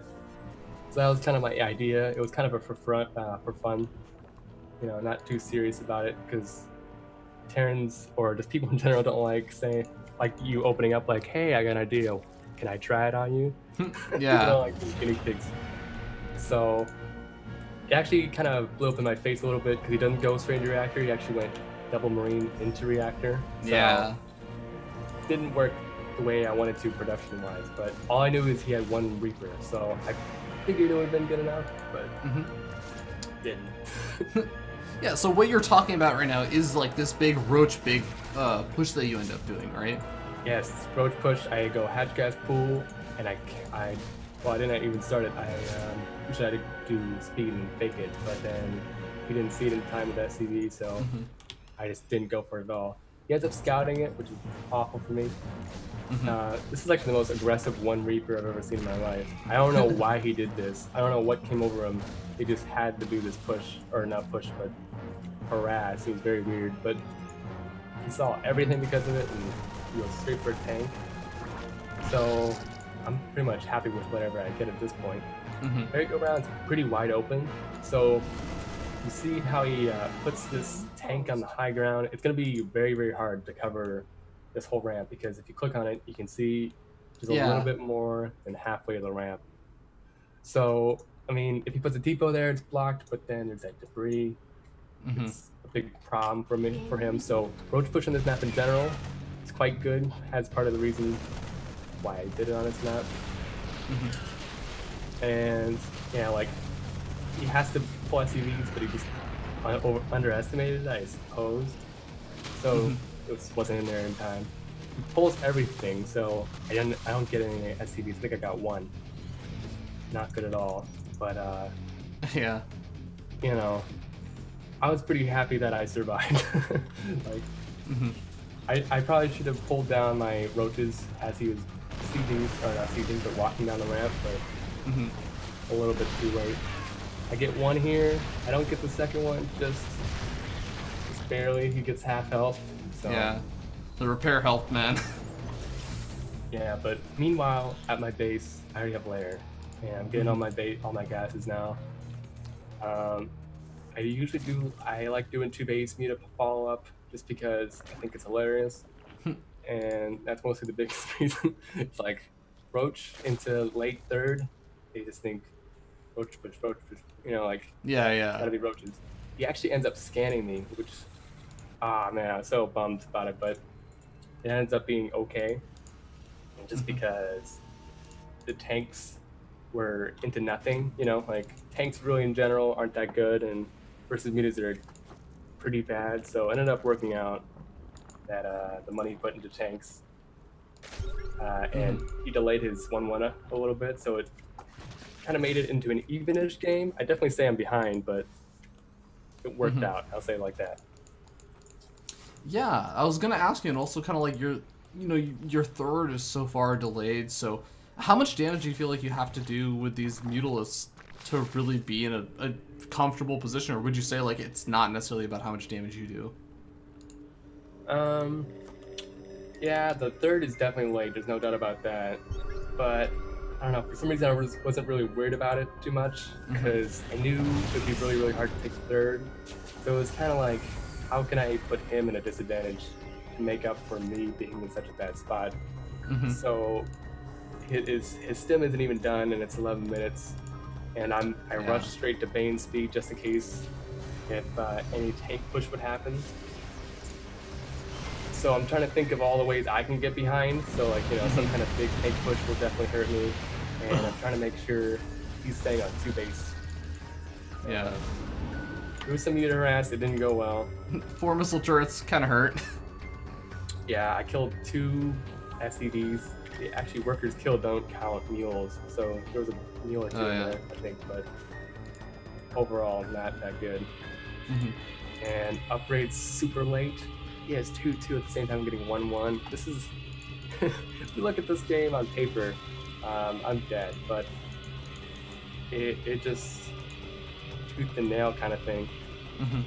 Starting to do a lot of drops and stuff, which is really great because I'm trying to get some kind of map control to keep me away. But you see this third, it's just now coming down, and it's 13 minutes in, kind of making up for me having a late third. Yeah. Not having this. He can transfer pretty easily as soon as he gets this third and mule it up, but as long as he's just not mining from it, doesn't have that CC down there, it's great for me. Yeah, and you also do a pretty good job killing off a couple of those medevacs. You also deal with the drop over at your own third, after only really losing your queen. So you're not taking like an absurd amount of damage from all this stuff. I have to ask also, like, in terms of just vision, like you have a ton of vision, but it's not necessarily from creep. Is that more just because of the opening that you ended up going for, where you had to go for like the fast 2-base Mutalisk play, so you haven't really been able to get up an absurd number of queens or anything? Like right now you're on 3 bases, you just lost a queen, so you're on only 2 queens. Yeah. Whenever I go 2-base meta, it's always like this. I mean, you get a few more tumors, like 3 or 4 more tumors with 2-base meta usually, but just the fact that my visions from overlords and lings is pretty standard, to be honest. That's how you're going to be doing it with this kind of stuff. Yeah. You do need a lot of awareness when going mutas because you do have a lot of mutas, so it's great to defend drops, but it doesn't really matter if they're always out of position, you know? Yeah. So really important that I have this vision. He actually killed a few overlords at the top. That's why you see he's kind of getting away with this stuff. So, and I actually just slipped up and just didn't realize a few times. So, yeah, he gets these drops in a few times, but it's back and forth. I'm kind of counterattacking with it. But, yeah. Kills a pool here. I was super bummed about this. I was trying to pull my lings back to get the Bane shot in, or just one-shot them all, but it didn't work. It's kind of this is like the scrappiest game I've ever seen, or not ever seen, but this is pretty scrappy from your normal ZVT. Look at GSL and look at this. This is pretty newbie. But like, it's all you know, it all works because as bad as my position is right now, he's not even mining from his third yet. It's really Yeah. just, you know, it's not even like kicking in. Mm-hmm. And my army, I mean, with all the splash, his army does beat mine, but if he engages me, it's gonna be, you know, it's not gonna be the easiest thing in the world because I have so much, you know, speed and stuff, and I have all this map awareness. Mm-hmm. Yeah, for sure. And like, are you a little bit worried though about where the engagement's going to happen? Because of course, like when you have this sort of mutiling, baneling composition, having a creep spread is just so amazingly helpful, right? Yeah, actually, well, I lived the last few months without even ever having creep spread, besides 3-4 tumors, and versus good Terrans, they're out of the game, like, instantly. So, I don't really care about creep spread anymore. Like, people say it's great, and I agree with them, but I just haven't been in that mindset for a long time. So honestly, no. I didn't even care about my creep spread. That's really interesting. Yeah, you just kind of have to accept it with the 2 base units. It's like, I'm just not going to have creep. I do have builds where I go 2-3 creep tumors. I mean, not tumors, queens. So it's like super, like I have everything everywhere and it feels great, but it definitely helps. But with this kind of build, it's just like, it's not in the works. But because of that, you do have to play a little bit differently. You can see a lot of counterattack things happening. There's a creep spread here, which is really nice. But my army just doesn't do that well versus that many Widowmines, so I'm doing a huge counterattack up top. And this is the way you do it. I mean, 2 base media, it's a lot of harass and it's a lot of crazy. Yeah, I'm morphing as many Banes as possible down south and just doing the run-bys up top. Yeah, and how do you kind of know like how much to split off over here to try and defend? Because he has like most of his army down here at the bottom side, so you're kind of able to get away with just not actually having that much down here. How do you know like how many units to leave at home? It was less. I mean, I was going for like a half and half, but it was less about the how many units and more what type of units. I really wanted to keep all my Banes down south because if I just got in, it wouldn't matter. About having Banes to kill SCVs, they're gonna die anyway. And I needed to break down the bunker, so I wasn't worried about getting in the first place. So just keeping the Banes down south and keeping the, well, I mean 100% of the lanes up top. As far as the ratio. Well, he does finally kind of manage to start to clean most of this up. He's already taken so much damage by this point, though. I mean, he's down 34 SCVs to 67 of your drones still left over, and you've amazingly enough managed to keep this 4th base alive as well. So how are you kind of feeling at this point? Are you just kind of saying like, well, let me just continue to macro up and make sure I don't die to drops, and you'll be okay? Yeah, it's huge. Speaking of drops, there's a drop going up top in all the chaos. He counterattack, which is actually a really great way to do it. But I mean, it looks really strong for me right now, but that was the move I needed. I think in my mind, that was the only way I was going to win this. I was down on everything. I mean, just a few seconds ago, I was getting sieged and Widowmines, and I was down on upgrades, still am. And it was just really bad. So, I mean, that's the way you got to do it. So I was thinking that, yeah, I was feeling really good about it, but you couldn't be too confident because he does have that upgrade lead, and you know, I don't have any creep spread, which is true. So engaging on my terms or my side is still applied. I'm still very, very weak. But now I just have more stuff to work with, which is great. So I'm kind of coming towards him because I don't really have creep spread anyway, so it doesn't really matter. As long as I delay him and keep him burrowing and unburrowing, it's good for me. Yeah, you're up in supply, but actually you guys do have even army supply, and he's actually getting really close to 3-3. So are you at all worried right now, or are you just saying, you know what, you're just gonna have like the production higher, so you're gonna eventually be able to get out more units? Is that kind of your mentality on it right now? I was actually pretty scared during this because I wasn't sure what kind of superhuman he was because he still had units. Yeah. Because I killed 2 base worth of economy and he still had stuff. So I actually sent up Morlings at the natural, you can see up top. I sent Morlings because I'm like, well, you have to be mining something. But he wasn't. He was actually just running off of his mule power. So it was just, I had to get him to run out of steam somehow. So I kept making and I get some good medevac shots. He didn't have enough Widowmines. spread out towards this right direction to really do this medevac run away. Yeah. So I picked off a lot. But now he's starting to run out of steam, which is really good for me. Yeah.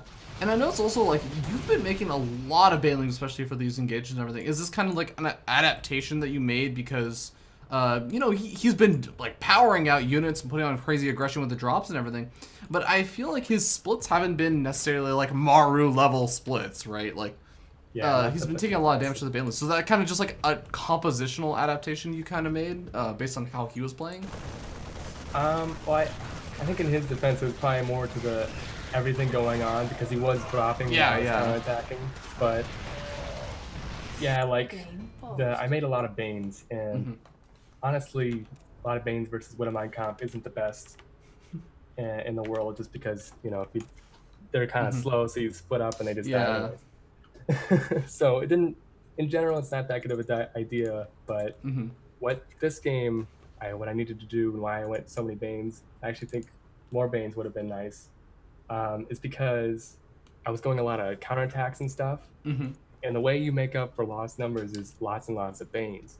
And I was still kind of teching, so I wasn't really losing out because I have 3-3 on the way. It's late, but it's coming. It's not. I'm not there still, so I wasn't hurting too bad for gas. So all I needed to do was survive with mass Banes and Lings up counterattacking. And now you see this. I mean, it looks pretty one-sided, but really, if I just didn't do counterattacks, I would have been a dead man. Yeah, no kidding, man. And I mean, after you clean up this third expansion, there's not a whole lot left. At this point, you pretty much won the game, right? Yeah, I mean, this is just thinking about what he's going to eat today, you know, it's just not much you can do. Well, good to know that you're at least thinking about your diet and, you know, whatnot when you're already winning the game. I'm like, I'm going to have a steak today. Yeah. Thinking about that fridge. But yeah, cool. Did you have any kind of final thoughts about the ZVT then? Really scrappy when you get down to it. I think this is a little bit less obvious of how this went down. I think some people might look at this and think it was a pretty easy game for me, but actually would say the opposite. It's very, very hard. The fact that I win this is pretty great, and that's why I think it was a good game. Is, you know, showing how counterattacks can really change CET in your positions and stuff. So yeah, just good game, good aggressive game, I should say. Yeah, cool. Well, with that being said, we're going to go ahead and jump into the next segment, so don't go anywhere. Ladies and gentlemen, we will be right back.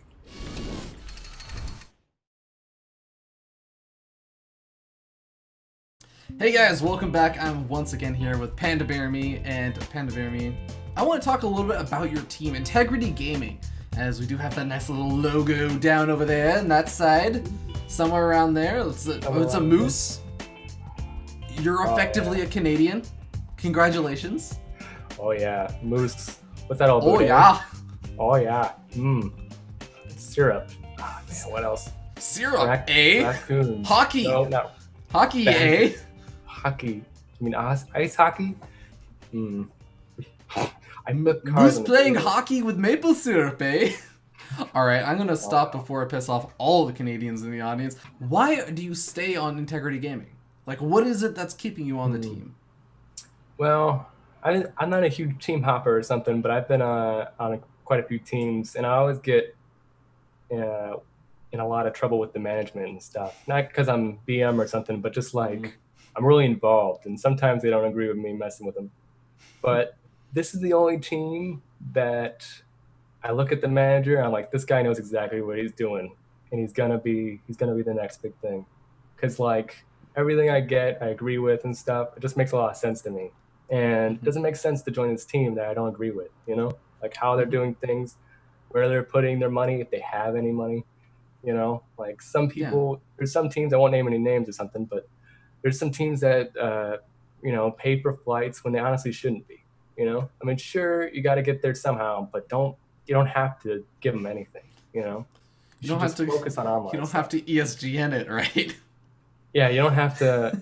Yeah, it's like why you can't get blood out of a turnip. You know what I mean? Like, it's like why even put money into it when there's no need to. And people, I think it kind of messes everything up because now players are expecting money, You know, not a lot of money. I mean, look, we're NA, we're not Korea status yet, but like they're expecting something, and that's bad because even if they get one team with something nice, then they put themselves on this extra level, you know, above every team that's not giving them anything, and it ends up just being a bunch of rich dudes that wanted to make a team as a hobby, which does exist. You'd be surprised how many teams are like that. I'm not surprised. Yeah, Yeah. I've learned something. But I agree with this manager a lot, and he's he's not doing anything he shouldn't be, in my opinion. And I think this team's gonna go away. That's the way I see it. So I'm gonna be a part of it.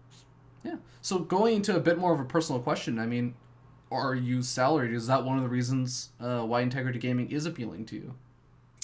I do get a little bit of money, not that much. I hate to even call it salary, but like, yeah, a little bit. But honestly, that's not the reason at all. And I've actually thought about it a lot. If I wasn't, would I join certain teams and I wouldn't? It's because of long-term factor. Why would I join a team that's going to die in a month? And I've called a lot of dying teams, a lot of them. I'm like a sniper or something, man. I like. You are the I call- Artosis curse of teams. Well, I mean, well, it's a little bit different because I'm calling them that they're going to be dead. But yeah, basically, Right. I'm 100% win rate right now. It's like, better watch out, teams. You better not. I better not say your name. Oh But God. like Quantic, way before any of that stuff happened, everyone was like, "Whoa, that was crazy." I was like, "About time." I was waiting for like a month ago.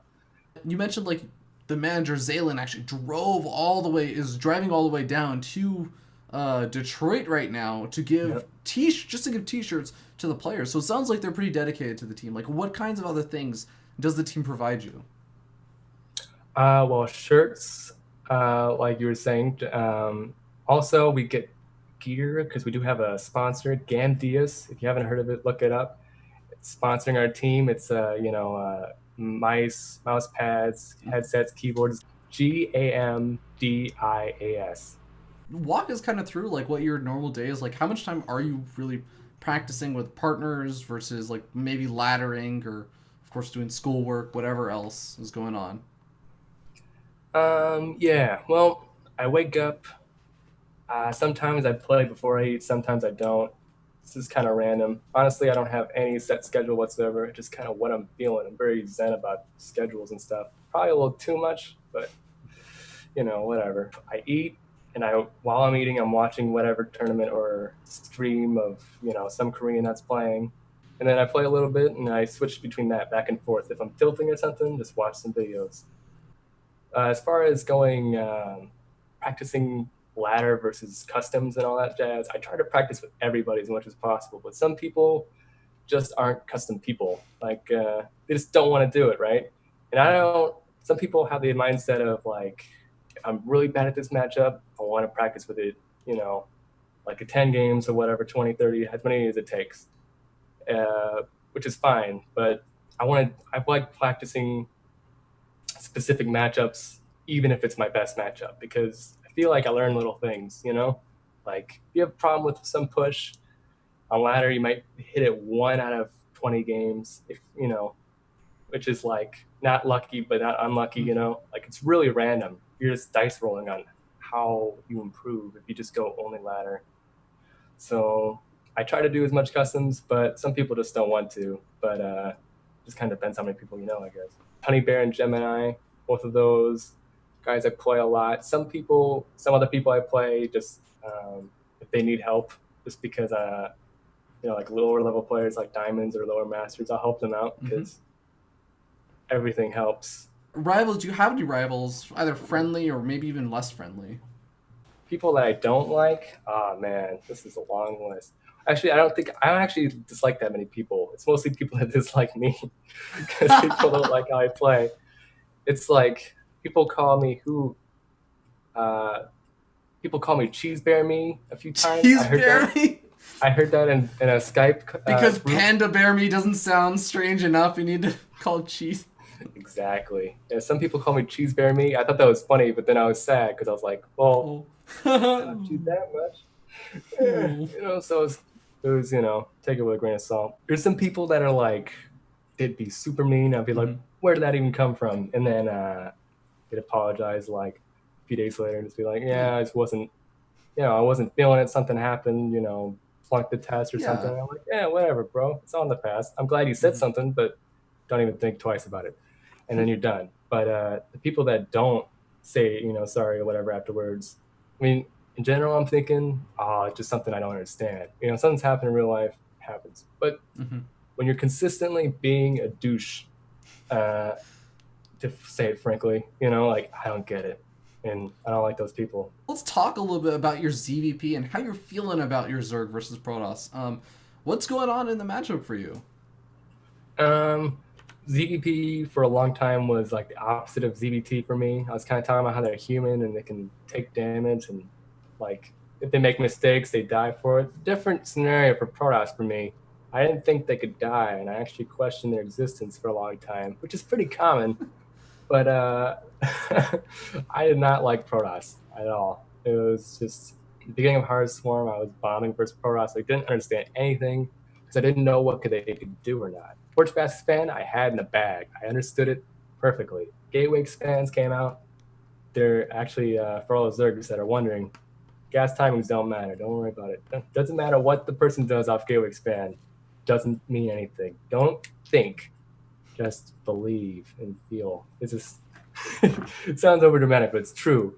You actually can't go off gas timing. So it's a little bit different scenario of how you do things. But now I'm understanding everything. I understand that if you make 3 different armies, they can't actually counter all of them. So doing 3 armies is what I'm doing. Doing the switches, getting a lot of economy up. It's a lot less aggressive than, say, ZVZ or ZVT, just because gateway expands are safer. But as soon as I can get openings, you bet your ass I'm going to get in there. So it's a lot more healthy win rates for me now, and it's good. And I think Keyfire, I think I can beat him now. I mean, honestly, I haven't played him in a while, but I'm feeling pretty good if I get him. You already explained very, very thoroughly that you are a much more adaptive player. But you struggled because you weren't really sure how to adapt. But you're starting to get a better feel for it now. So, I mean, what kinds of things are you looking at? You hit the nail on the head. I didn't exactly say that, but you knew what I was talking about. Adapting in the wrong ways. I didn't really understand what to adapt to. And it just kind of made wrong armies and stuff, or I'd made it too slow. So right now, to be honest, I do everything. Everything as far as adapting goes, as long as it's necessary. I do the very best situation. So it's always different, which is great for me because I love variety, just up to the Protoss. You want to make this different? Then let's go. What do you feel is kind of like if you had to explain one strength and one weakness in your ZVP matchup, what would those 2 things be? Weakness would probably be very, very late game ZVP. I've done it more than I think quite a few people have, but it's one of those things, if you don't do like those long hour game CVPs enough, you just lose it. Even if you understand it, you have to get the rust off. It's really hard. You have to be practicing constantly. I haven't had anybody to do for a little while. So that's probably the big thing. You want to go an hour long game CVP with me, then let's go, baby. But as far as, I hate to say adapting and stuff because I've been saying that the whole time, but I think I might have to, just like doing switch ups and aggression, counterattacks and aggression, just going huge roach attacks and stuff. I think the map pool now is really good for it again. It honestly seems to be this very ever-present kind of theme with you and your playstyle, and not just that, but it seems to extend almost to your real life and kind of how you live life, which is really cool. It's actually really awesome. I wanted to ask you, like, do you feel that in a lot of ways StarCraft is a way to express yourself and kind of the way that you lead life? I think so. Like, it's actually kind of funny. I used to be the really, really straight up guy who only did one build kind of thing. Now I just didn't want to do it anymore. I just didn't want to do it. I hate Ike. Like, I really like the plays. Like, Leonard comes to mind. He's my favorite player ever because he just does weird stuff that doesn't make sense to me. But if you really sit down and figure it out, it makes a whole lot of sense. And I like that. But yeah, I think, I don't know. I didn't really think about it, honestly, until you kind of pointed it out. Like, my life, I kind of do adapt a lot. I mean, I was saying it, but I wasn't really thinking about it. I think, yeah, it's a big way to, I live it and I do it. And I think I think if you want to be something enough, you just become that. And I think this is the kind of thing I wanted to become. So just kind of worked. All right. Well, we'll have to see how you adapt in your Zerg versus Protoss nowadays. As we go ahead and jump into that game, we'll be right back, guys. Don't go anywhere.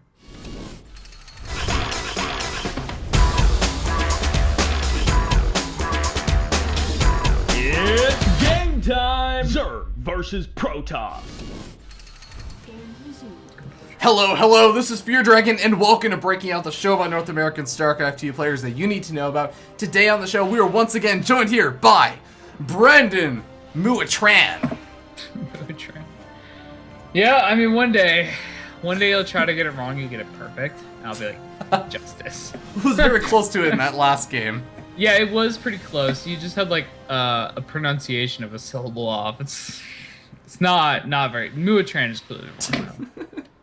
I'm trying, man. I'm trying. I'm doing my absolute best. There's a lot of ways I can pronounce it wrong, and only one way I can pronounce it right. Eventually, I might get it right, Yeah. but I think I have a pretty good probability of getting it wrong. I think so too. Anyways, let's go ahead and jump and introduce the players as we spawn down here in the bottom right-hand corner of the map. King Sejong Station on top of the red Zerg player representing Integrity Gaming. It is PandaBearMe.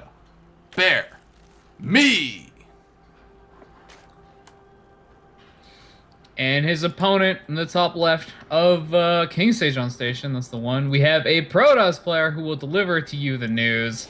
He's CN Protoss. I just imagine like instead of CNN, it's like CNP. CNP. What does CNN stand for? Central News Network. I don't know. I just made that up. Central News something. I I'm wouldn't trying to think be of a word surprised. a word for news that begins with a P. What? Alright, Ravi, is this the fun game? Did you get them mixed up? Oh, I think I may have gotten them mixed up, but we're gonna go with it anyways, man. And so we have the proxy hatch going down right now. Forge going down for CN Protoss. Oh, So this is. you can't rush me? I'm gonna make a hatch international. Okay, he has 6 probes pulled off the line, which is actually how many you need to stop this hatchery from being built. You can see that slowly the hatchery is losing health, and because it was, the 6 probes were actually attacking this hatchery before it got to the orange health, like it should actually be killed off. Yeah, I don't. It might like finish and then just die immediately, but actually no, it's only 3 bars left. Yeah, it's definitely gonna die. So PandaBearMe is gonna have to like cancel this and make an Evo chamber or something. Like that's usually what you'll see happen here, or he might just cancel and be like, well, all right, that didn't work. But I doubt that. He's probably gonna try to do something. Yeah, man, he is really letting that go. Very low in health. It's down to 30 health, 20 health. Oh god, he has to be careful. Cancel. Oh wow, that was perfectly timed. That was really well done, gotta say. And I love that PandaBearMe is taking the 3rd right now. Usually Protoss is like, hey man, my probe's here, I might can't rush you. And there's even a probe in the natural. But with, it being in the 3rd, he's not gonna check there and then not be able to can't rush. Oh my or god. he's just taking super fast 3 base. That could be it too. Keeps the drone alive. Again, he's delayed this Nexus for an absurd amount of time. I'm actually amazed. CN Protoss is going like a little bit tilt here. He's gotten 700 minerals built up just to try and throw down the Nexus. He should have thrown down a gateway or a cannon or something. Yeah, there should be a gateway and probably a pylon on the map at least or something. Like, you definitely need to be using your minerals unless he's going to take a 3rd really quickly. Actually, he's gonna use those saved up minerals to try and cannon rush this 3rd, I think? He still has a probe alive. Yeah. Oh my god, the hatchery is blocking! The natural? Yeah, this is funny. He's blocking the wall with the hatchery. So, if this were a 2-base build, I expect that PandaBearMe was doing this just to ruin the wall, but it's not. I think he's just being a little shyster. 6 Zerglings out on the map, though. I don't know, dude. Like, okay, the cannon's gonna finish up. The cannon's gonna try and focus down on that hatchery, but... Yeah. I think he could do something here. Yeah, if you wait until, like, if this hatchery finishes, and then you... Oh, okay, he's not gonna let it finish. I was gonna say, if you wait till the hatchery finishes, and then the broodlings pop, and you wait to go then, you can get a lot of damage done, but he didn't do that, so... Yeah. I don't think these things will do anything. Yeah, full wall here, so... I mean, they're forcing, like, a pylon, so I guess that's something, but... Yeah. This is just a weird game. Yeah, CN Protoss has definitely just not been... I don't want to say handling it well, because, I mean, it's kind of hard to handle in the first place. Like, it's hard to even just tell what you should be doing, but oh my god, this pylon isn't covered by the cannon. No, this is hasty cannon positioning, we'll say. I definitely don't think you want to have parts of your wall that just aren't covered, especially with how late the gateway is. You just can't get that zealot out to defend it. So this pylon is going to go down. Another pylon and a cannon going out to finish off the wall, though. So I don't think PandaBearMe is going to get in, but still quite a bit of, annoyance is happening. That's for sure. Yeah, definitely. And here's the thing, like, CM Protoss, he's just been, as you were saying, like, hasty things have been done. He's saved up a lot of Chrono Boost that he really shouldn't have on that main Nexus, unless he's just saying, well, let me just go for a gateway all-in at this point, which I wouldn't even blame him. I mean, everything's been so delayed, but even then, you have to consider, like, a gateway all-in would also have a lot of trouble working, just because he's going to be so delayed against a Zerg player who, yeah, committed to try and get all that kind of proxy hatching, canceling down and everything, but he's gotten up 3 bases relatively unopposed. Yeah, he really has. Can you see the probe that's out on the map? I think it died. The CM Protoss had a probe out on the map. Yeah. And if he did, then I'd say that like a gateway push would still be pretty viable, because he could just throw down like 6 more gateways and all of a sudden just warp in. But I think he lost walled off now, right? So. No, there's a little area right above the gateway that you can walk in. Oh yeah. Okay. Yeah. All right, gateways. Here we go.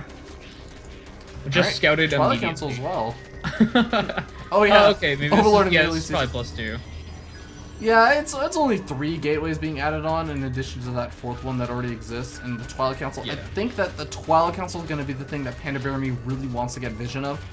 This is actually something that PandaBearMe has already kind of talked about in his interview. He said that scouting is sort of like both his strength and his weakness. When he can get the scout off, he feels like he has a really, really great ability to react. But sometimes he has trouble getting that scout off. And right now, he has partial information. He has idea of, okay, my opponent should probably feel a little bit off kilter. It's not exactly going to be the most standard build anymore.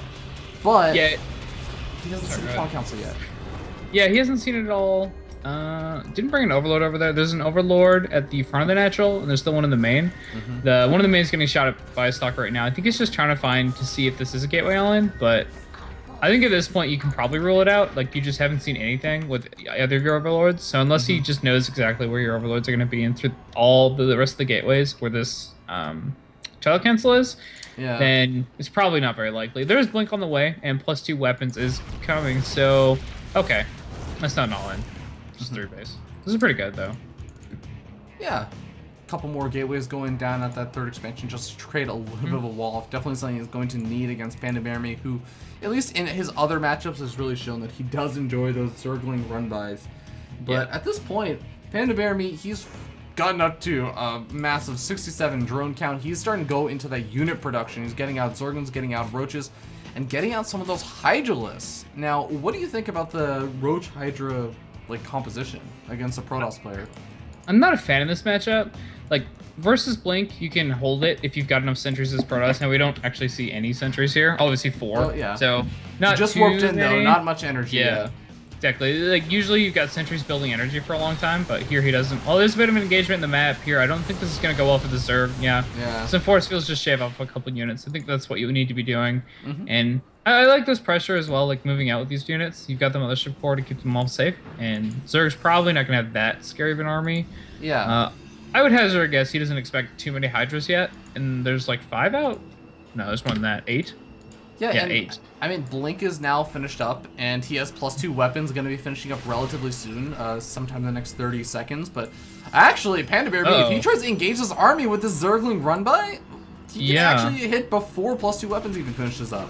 Also, this with the Zerglings being separated and a couple of Hydras here just getting picked off for free, it actually looks like a really good positioning for CM Protoss if he can get good force fields, and he separates enough of it, but there's no Zealots in this composition to tank. This is not going well. Yeah, the sentries all get picked off, and now it's just pure bare stalkers trying to deal with all these units, and oh my god, the Hydras pick off the Mothership Core. No recall going to be allowed over there. So many stalkers energy. Yeah, so many stalkers also lose their lives, and now this is the big problem for CM Protoss. He doesn't have any big power gas units besides stalkers. He doesn't have any way to deal with these Roaches and the Hydralisks cost effectively.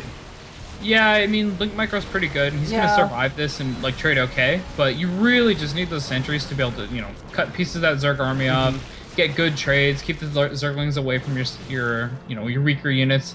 He also needs some Zealots to just fight Zerglings, and he just doesn't have any of that. At this point, he's stuck making +2 Stalkers, and he's essentially just gonna have to do that for the rest of the game. He is warping into Sentry right here, but I mean, it's gonna have 1 force field. It's not that big of a deal.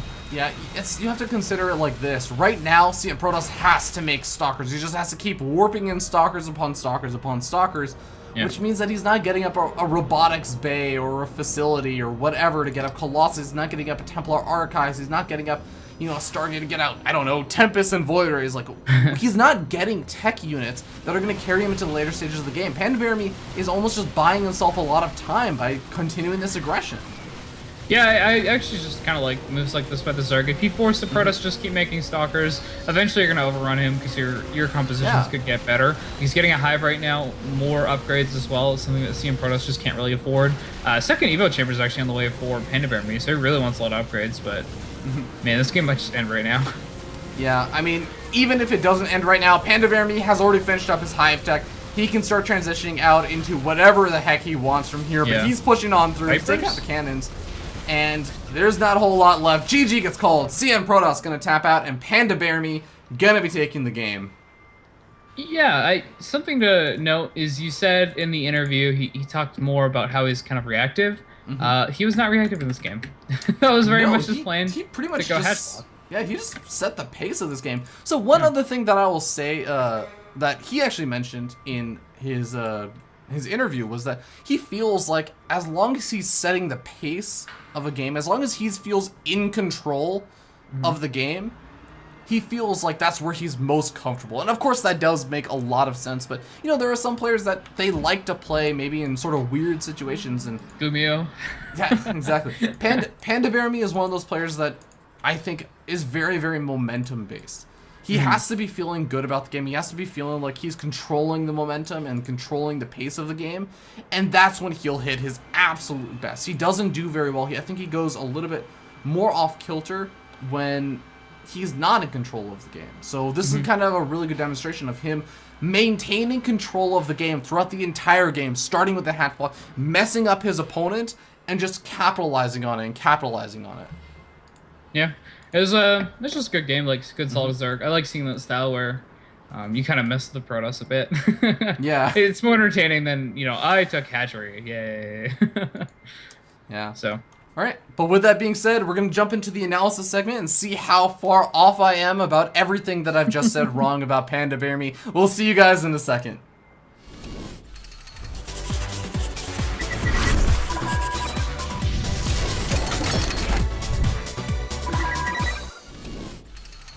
Hello everyone, welcome back to the Zerg vs Protoss analysis segment. I'm here once again with PandaBearMe. PandaBearMe, let's go ahead and jump into this game and talk a little bit about it, because when I loaded up this replay, as people just saw, like, we weren't entirely sure whether I accidentally loaded up the awesome game versus the Zerg vs Protoss game, because this is a pretty sick game, man.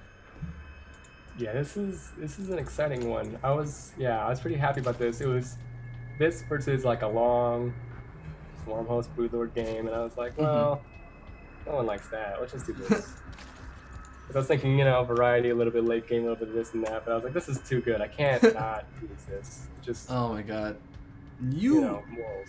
Okay, so first of all, just tell me, how do you feel about cannon rushing Protosses, the pesky probe that always tries to block your natural expansion and everything? Because I feel like there must be some deep-seated resentment here. I mean, there might be. It might be a childhood problem, but I'm not saying anything. Because you gotta dish it back, man. Because this drone that you have on his side of the map, like, it is one of the biggest troublemakers I've seen in a while. Yeah, he's up for trouble, man.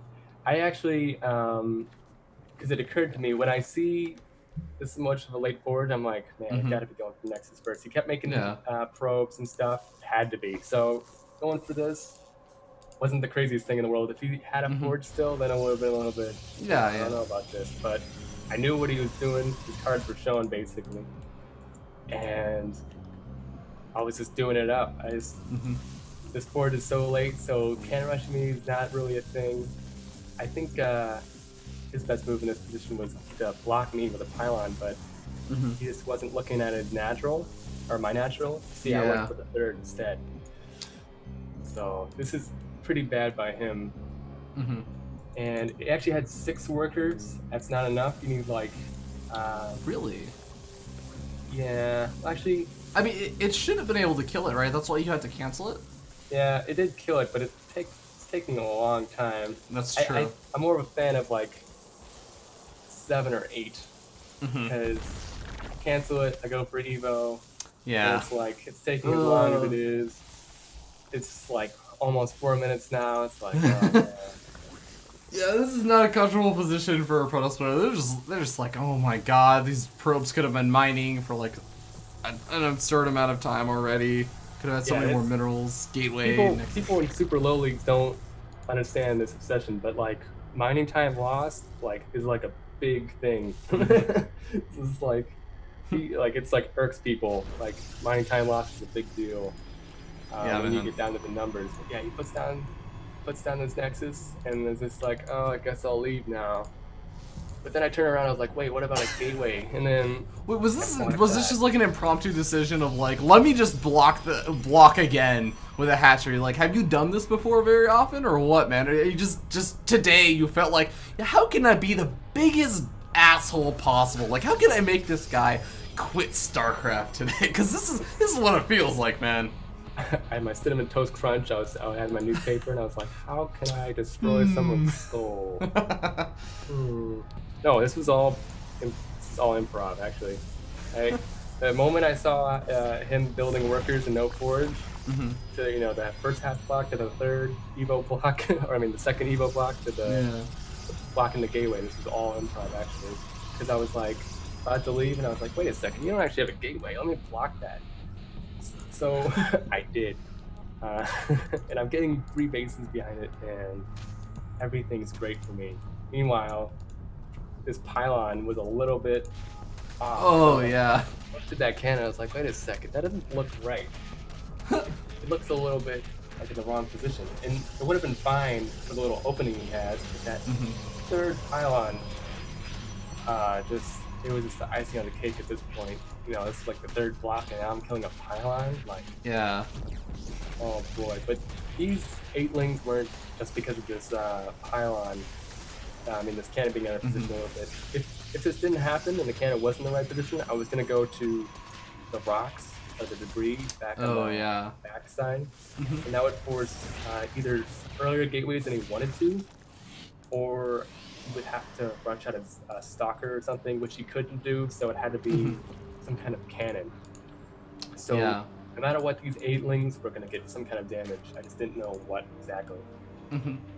Yeah, so I mean, at this point, it's pretty hard to argue, like, you're pretty far ahead right now, right? Like, I mean, you've been able to not only delay his Nexus, you've also been able to, force out a bunch of extra pylons, kind of set him behind. You have all 3 of your hatcheries down by, like, I think 5 minutes, 4:30 or so, like, which is actually still pretty reasonable, right? Yeah, and he just started his warp gate at 7:35. I mean, at this point, it's like a slaughter. I feel sort of bad, but It feels sort of bad, but that's gonna watch those hatch plots. That cinnamon toast crunch, it just tasted so good. You just had to go for it, man. Deliciously evil, man. Deliciously evil. Yeah. Okay, Nothing so good coming out of those. let's talk a little bit about like how you kind of think about it from here on out, though, because you start to think like, okay, you're behind right now. How do you make sure you don't lose to something silly, or lose to some kind of all-in, or like even just a really safe play that just brings out the game long enough for him to catch back up? Yeah, I was thinking gateway timing, so I went to roaches, but I didn't really want to go that many roaches. I like going more hydras in this position, so I just went for straight hide again when it came down to it. I do end up making some roaches here. Yeah. Because I just wanted to keep up the pressure. I was thinking less about how do I keep in the game and more how do I not die to something random. So yeah, I think an overseer came up in a little bit. I'm getting lots of roaches and hydras, and now I'm trying to travel to his side of the map. It's funny because when I meet him there, I'm like, oh, we got the same idea going on. Like, that's a little bit awkward. So it's just kind of a lot of clashing. I don't actually like Roach Hydra that much versus Wing Stalkers. I think it's a little bit bad because you don't have as much tech as you would with just Roach Sling, and I feel like it trades just as well with Burrow. But in this position, I felt like I was ahead enough to go Roach, Hydra, Ling, and around this. And This became a little bit painful for him, I think. Even with the Blink Stalkers, like trying to blink out and micro back, like he just ends up losing so much over here. He's fighting for his life. And right now I'm going Infestation Pit, just in case if he's going some kind of Robo. Because obviously Viper's not the best. Because it does end up being Hive, I'm pretty sure. Viper's not the best versus Blink Stalkers. Like, oh, Blinding Cog? You blink out. Yeah, right. It's not the best idea in the world, but in this position, going for a little bit of tech to get like Infestors later is totally fine. Well, what about this attack over here? Do you feel like, it obviously, of course, like you're losing a lot of units over here. It's a little bit, it kind of feels like a overcommitment, or are you okay with just sort of trading out these units and just keeping him on his toes here? Yeah, first there's a lot of trading, and like that's the idea of it. Like right now, doing some trading, then above the ramp and everything. But just before, very, very big misstep. Too aggressive because I didn't have enough roaches to buffer. Right. But I got a force coming. I was kind of, doing a little bit of stuff in the back. So that's kind of why I wasn't really paying attention to it as much. Right. Other things going on, trying to keep these injects going. I have like all the tech right now. I need to just make units. It's basically just like a brawl from here. It's like as long as I keep making roaches and lings and some hydras in there, like I can't lose. And I got gas banked up for some Viper tech. If he gets a Colossus anywhere in this game, it's gonna be dead. For sure. I guarantee it. At this point, after killing off all the stalkers, you're just kind of saying like, to hell with the third, like I can just win here. Yeah, just go straight for the face. And honestly, the third wasn't doing that much. So, Oh yeah, it's true. It was, because this was a not 4-gate, that'd be silly. 8-gate blink. So it was very, very all-in-y from him. Kind of like a last stand. That's why I just wanted to focus on roaches and hiders and just keep it going, keep the injects going, and then it was like a for sure win in my mind. Yeah, for sure. Well, I think it went pretty well. Do you have any kind of final thoughts about the game? All Protoss hate me now because of this, so I'm sorry to you guys, but you gotta dish it back somehow. I guess that's the only way I can justify this. You can't rush me, so I got a hatch block. Although this is the best hatch block in the world, I think. That was pretty freaking awesome, man. I think there's only like one Kespa Korean Zerg player who I think most people knew who I'm talking about. The name escapes me right now. He's the only person who I think has been more annoying with his hatch blocks. Like Hiva or something. Yeah. Oh god, I can't remember who it was, but regardless, that is a very fair point, man. Zergs have had to put up with a lot of Protoss shenanigans for a long time. Yeah, hatch block honestly isn't as I don't think it's as good as Cannon Rush. Cannon Rush is pretty damn good. So yeah, I'll give you that. You get like, these games every now and then, but in the end, this is just a really funny game in general. It's really entertaining. I think it was, like looked kind of close, but it was just kind of a funny, aggressive game in the end. I think that's the best kind of games. These kind of crazy games where you hatch block everything. Yeah, for sure, man. But with that being said, that's going to put an end to the analysis segments for today. So PandaBearMe, thank you so much for all of that wonderful, wonderful analysis on your games. Guys, don't go anywhere. We still have the awesome game coming up. Don't go... Well, I already said don't go anywhere. We'll be right back. Here. Stay right here.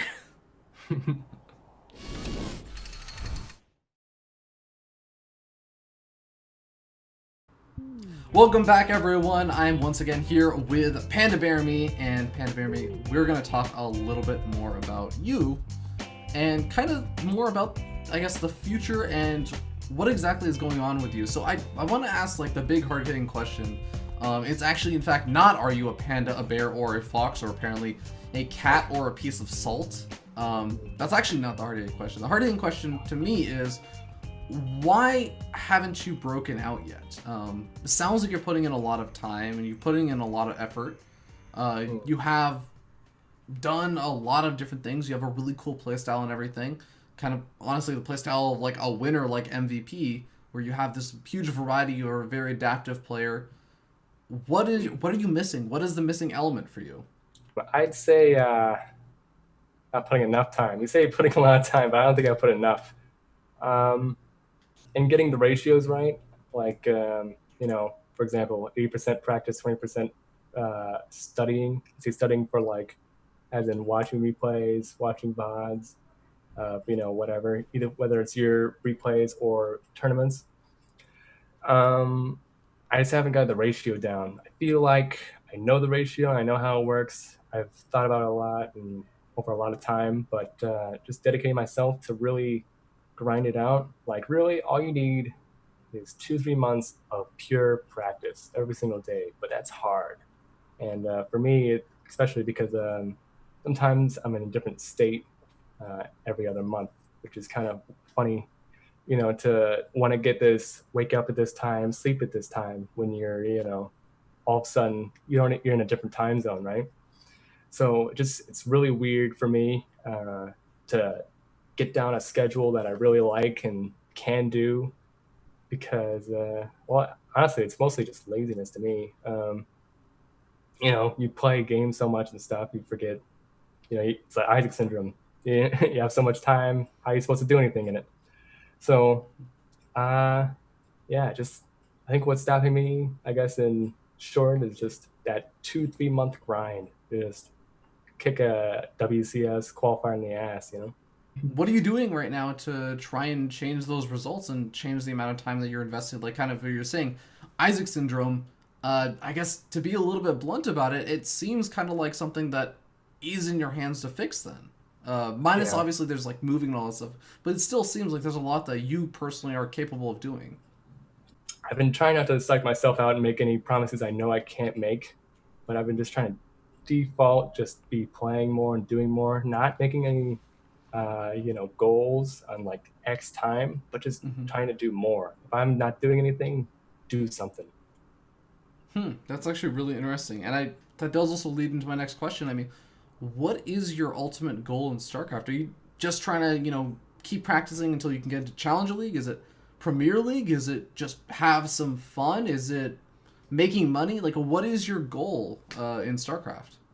Obviously the first step's challenger. That's a short-term goal, and the end would be GSL. I think that's if you win a GSL, you're good. Like even people that aren't as good now, because they get older or their wrists are destroyed or whatever. You still respect them and stuff. So I feel like GSL is the ultimate end goal. Um, like that, along with, like you were saying, having fun. Like, I feel like people take this game way too seriously. I'd say all the serious shit about psychological stuff, but I mean, you be serious about the game, but have fun with it. You know what I mean? Like, Hmm. you can practice 8 hours a day and all that stuff, but when you win, like, do something with it. Like, be happy to do something. I mean, people talk about ceremonies and stuff. I think that's great. It's a great idea. People should do more of that. Like, even if it's like 10 minutes of being like, I'm gonna kick a football or something, or not football, like a soccer ball or a football for the UK and all that, into a crowd of people, or just like string cheese everywhere. It doesn't matter what it is. You could just do anything as long as it's fun and people are hyped about it. Because people just like people who are visually just having fun with what they're doing. And honestly, if you're too serious, you're gonna quit anyways. That's why I do the aggressive style, because I like doing it and I think it's the best thing to watch. People like watching crazy stuff happening all the time, or like tax everywhere and stuff. No one wants to see a Villa play every day, you know. Like, sorry, Villa, but I mean, it's good to have you. I mean, like in there in that mix, but no one wants to see you every game. So, You're gonna get Avila fanboys all up in my YouTube comments and my Twitch oh, it's chat. okay. I'm gonna. I'm one of them in heart, just not that deep in my heart. Oh, what have you done? What have you done? No one's. You mentioned money too. No one goes into this with money. No one wants money in this game. If I wanted to get money, you know what I'd be doing? I'd be playing 6 poker tables right now, doing the stock market on the side, and I'd have 2 monitors, and I'd be doing it 24/7, and I'd be rich. But I don't care about that, you know? Like, you don't play games for money. Well, I guess you do poker, but you know what I mean? Like, esports, it's not about the money. It's about the fun. What do you feel is, if you had to identify like your biggest strength and your biggest weakness, prepare you a little bit for like the job interview world? What do you feel your biggest strength and your biggest weakness are? I'm gonna do the wrong answer for a job. Jeez. Well, you'll know why. My biggest weakness is laziness. It's the worst thing to say in a job ever. I would just have a schedule of something and just not do it. And that's how I learned, how bad it is, because eventually, I was just like, man, it's really bad. And, you look up stuff about making a schedule for yourself and you run across that. And it was the worst thing for me, just committing to something. Anyone can do it for a week, but doing it every day for months and months, you start thinking about it like months and months, doing this one thing. That's what gets you. Mm-hmm. Exactly what gets you is thinking about long term and all this work. All it's about is getting up, and it's about like brushing your teeth or whatever, right? Mm-hmm. That's how you're supposed to think about it. But my goal is so long term. I mean, even my short term goal is challenging, right? But that's like a month preparation of hardcore practice to get the short term goal. So it's really easy to get sucked into, wow, this is going to take a while. So I get sucked into laziness really fast. I have really good psych. That's something. Like I've been saying, I know a lot of stuff about mindset and things. Mm-hmm. I mean, maybe a little too much at times, but overall, I know a lot about stuff. Like if I don't become a player, I could easily become a coach, easily in my mind. Mm-hmm. Just because I've learned so much right now, and I'm bound to learn a million times more, because you can never know too much. Mm-hmm. So I would say just being able to know thoughts, like just how you're supposed to do stuff, helping, with the rage or whatever and stuff, because rage is irrational, and everyone does it, but being able to stop it just before it gets huge, that's the important part, knowing when to take breaks. People say take breaks, but that's too vague. Sometimes it's good to do that, but other times it won't do anything. Sometimes you need to walk. Maybe you're eating something different. Maybe, you start swimming and you used to swim all the time. Like, did you used to smoke? Maybe you stop smoking and you're getting kind of, twitchy and crazy. Everything has a reason. And I think I have a really good idea of knowing why I get weird and stuff. Mm-hmm. It's obviously not down to science, because, you're still learning everything, but I'm really good at, just psychological stuff and knowing how to go into like a qualifier, like breaking out, for example. I knew exactly how it's like in tweet, I was like, I'm going to go and I'm going to try my best and stuff, not getting any outward expectations. Don't think about anyone else. It's all for you, and then when you win it, it's like, yeah, what are you going to do about it? Break a table. No. Because you need to be hyped. I only had one table. Yeah, Shit. Now I have a second one. Now I have the money for a second table. Thanks, breaking up. But yeah, like patting yourself on the back when you win, but not having these unrealistic expectations with going into it. Not doing it for anyone else. That's important too. Yeah. That's cool. Yeah, and it definitely shows that I think you do like to think about a lot of this stuff quite a bit, and it's really cool to see. But on that note, we're going to be jumping into our final game of the night, ladies and gentlemen. Hope you guys enjoy this awesome game submitted by Isaac PandaBearMe Fox. We'll see you guys in a little bit.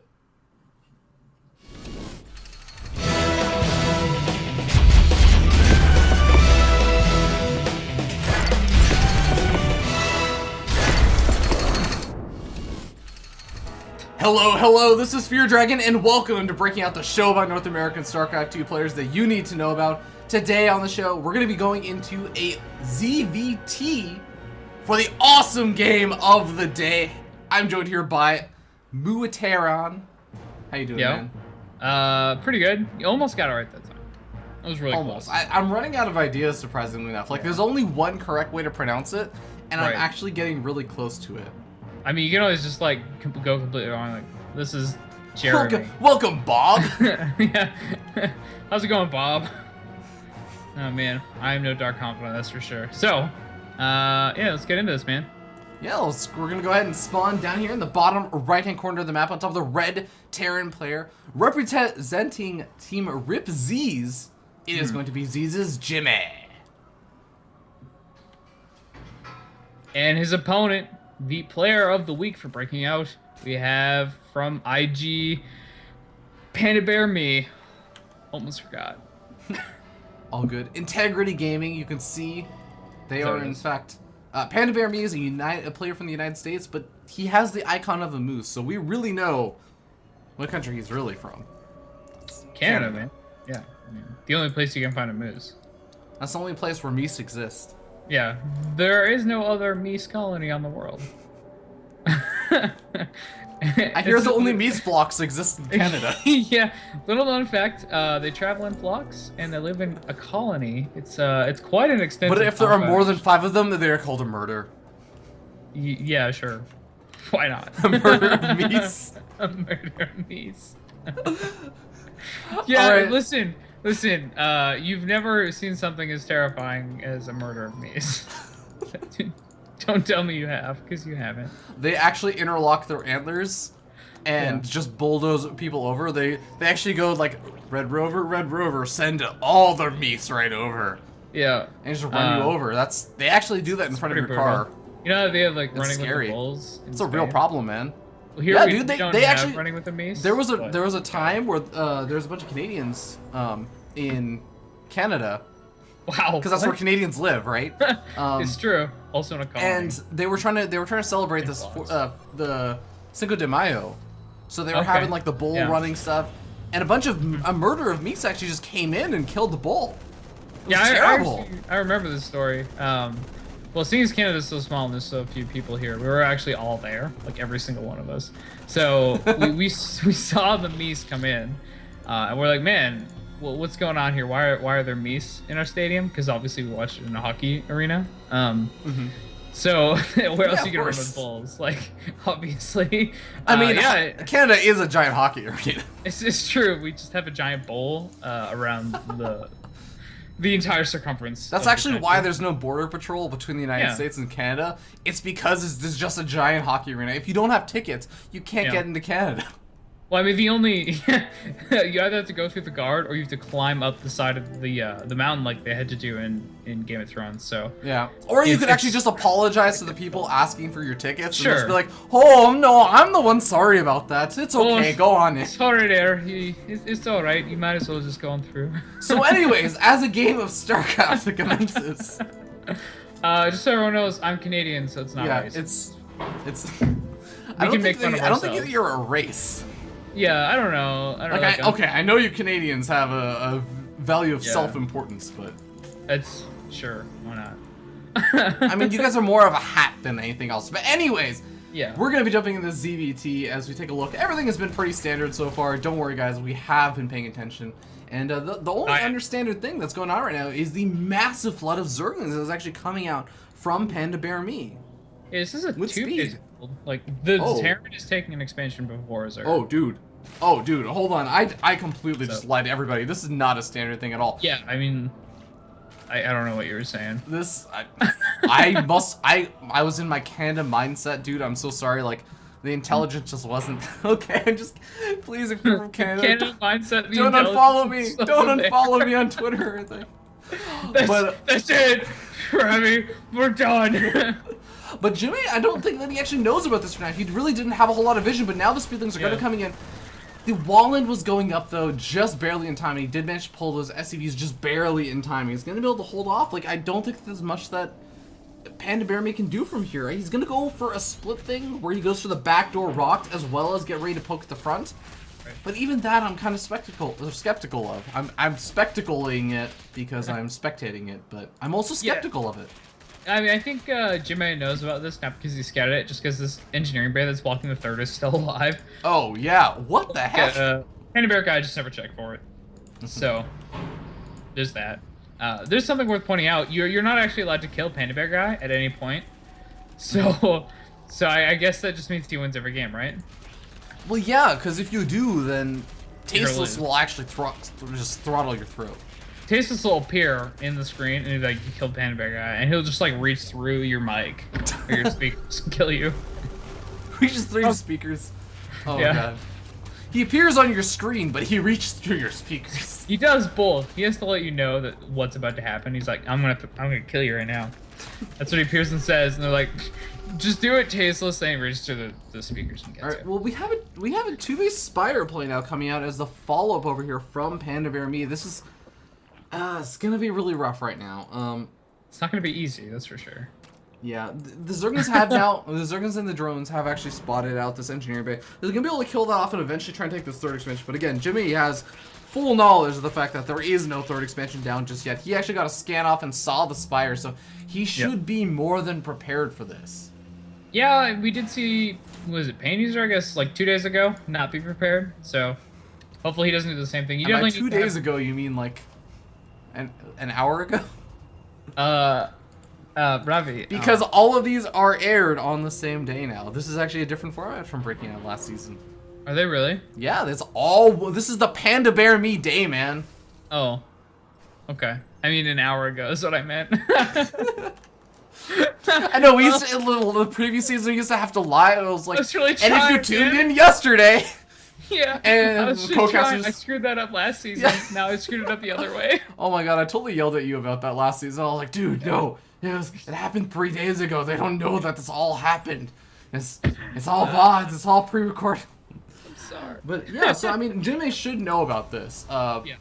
But he can still take some damage from it if he's not prepared. But the difference is right now, Jimmy, he's gotten up the missile turrets actually in his main base and his natural expansion. He's not kind of leaving it to chance and saying, well, I'll just leave some Marines in my natural. No, he's building both of those missile turrets, those 2 missile turrets, to deal with these 2-base mutalisks. Yeah, it's good. I even like 2 at each base against a 2-base meter player because Yeah. they're gonna commit. So if you put 2 missile turrets like right close together behind your mineral line, then it's gonna be pretty much impossible for the Zerg to do much of anything. Yeah. PandaBearMe did try to get something done, just like lost a muta for free. I killed like Yeah. Ines. Destructible rocks have also been knocked down, but Jimmy has already walled that off with both the supply depots and finishing the wall off with the missile turret, which is kind of interesting. But, oh man, this is looking a little bit grim for PandaBearMe, I've got to say, especially with the 3rd CC now finished up. Jimmy is going to start to get out his medevacs. And here's the thing, Jimmy, he's a European player, but once he starts to get out those medevacs, he starts to get into drop mode. And Jimmy is a player that loves his drops. He loves his aggression. Yeah, I kind of like that style from Terran sometimes. I don't know how good it is versus a lot of mutas. We'll have to find Yeah, out. that's Actually, true. I do know how good it is. It's not very good. I was lying. Well, to be fair, there's actually not that many mutals right now. Like, there's That's only true, 5 mutals out on the map right now. One of them almost Yeah. loses his life, and yeah, there's gonna be 6 more on the way, but this is just not enough to kill off these medevacs very quickly right now. No, it's gonna take a little while. I definitely think this 4th is just gonna have to be canceled. Oh! Ooh. Road bailing! Yeah, not bad at all. And that's a call. Whoops. Don't worry, I turned it off. It's all good, man. Sorry. But the, no, you're fine. But the Burrow Banelings do manage to get some decent hits off. I mean, it's not gonna decimate this army, but still manages to scare Jimmy into pushing back and or pulling back. And oh my god, I actually just realized Jimmy took this very unstandard 3rd expansion over here on the right-hand side of the map. Now, this is a really interesting decision. I think as a Terran, this base is actually a little easier to defend, just because you have one smaller choke. If you're taking the normal 3rd, there's so much area here for the Zerg to attack into, so it's not really a big deal. The only reason Terrans don't always do it is because the rocks are there, but, you know, Gote, or Koki, sorry. Yeah, he broke the rocks down for him, so it doesn't matter. Counterpoint though, like, I feel like when you take this 3rd, you think about, okay, now I'm gonna start thinking about taking a 4th. Now your 3rd and your 4th have to be very split up. There's no real, like, natural 4th expansion that you can take where you defend both of them. And that's kind of one of the reasons why I think that might be another reason why a lot of players kind of tend not to take this. But I don't know, maybe Jimmy can make something happen. He does have a pretty scary force, and he is a player with a lot of multitasking capabilities, but oh god. Zerglings. Wow. Jimmy's onto these Burrow Banelings, man. After that first one, he's just like, nope, never again, scanning everywhere. Yeah, he did stim his Marines, I think, preemptively there. Yeah. Like, a lot of these Marines are really low in health, and actually that's the reason he has to back off right now. I think if he'd not stimmed a little early, he could probably keep going with this attack, but it's not a He was in huge Canada, deal. man. These Marines would all have better healthcare. Oh, exactly. Like, these Zerglings, well, they pay for their healthcare through their taxes instead of just having to pay for it. Yeah, exactly. People don't understand that it's not free. Ooh, medevac drop actually gets picked off immediately by those Mutalists. Really nice interception over there for PandaBearMe. And, Yeah, okay, wait a second. PandaBearMe, he does know about this third expansion. But he's going to be going for the yeah, boss. he's seen it. He's going to be going for the boss with the Banelings at the natural expansion. And oh my Yeah. god, Jimmy is already prepared for this. He already has his SCVs pulled. That's not exactly going to save him against this many Banelings. That actually might backfire, but... he's prepared for something, but he's going to lose. But the SCVs are a whole position. Oh my god, they delayed the Banelings. Yeah, that's actually really good. And now there's no SCVs at the natural here, so he's just gonna kill, you know, the wall. Obviously, he got the wall, a couple SCVs behind, but it's not too crazy. Only 12 SCVs killed so far. Yeah, that damage wasn't that bad. There was quite a few Banelings used as well.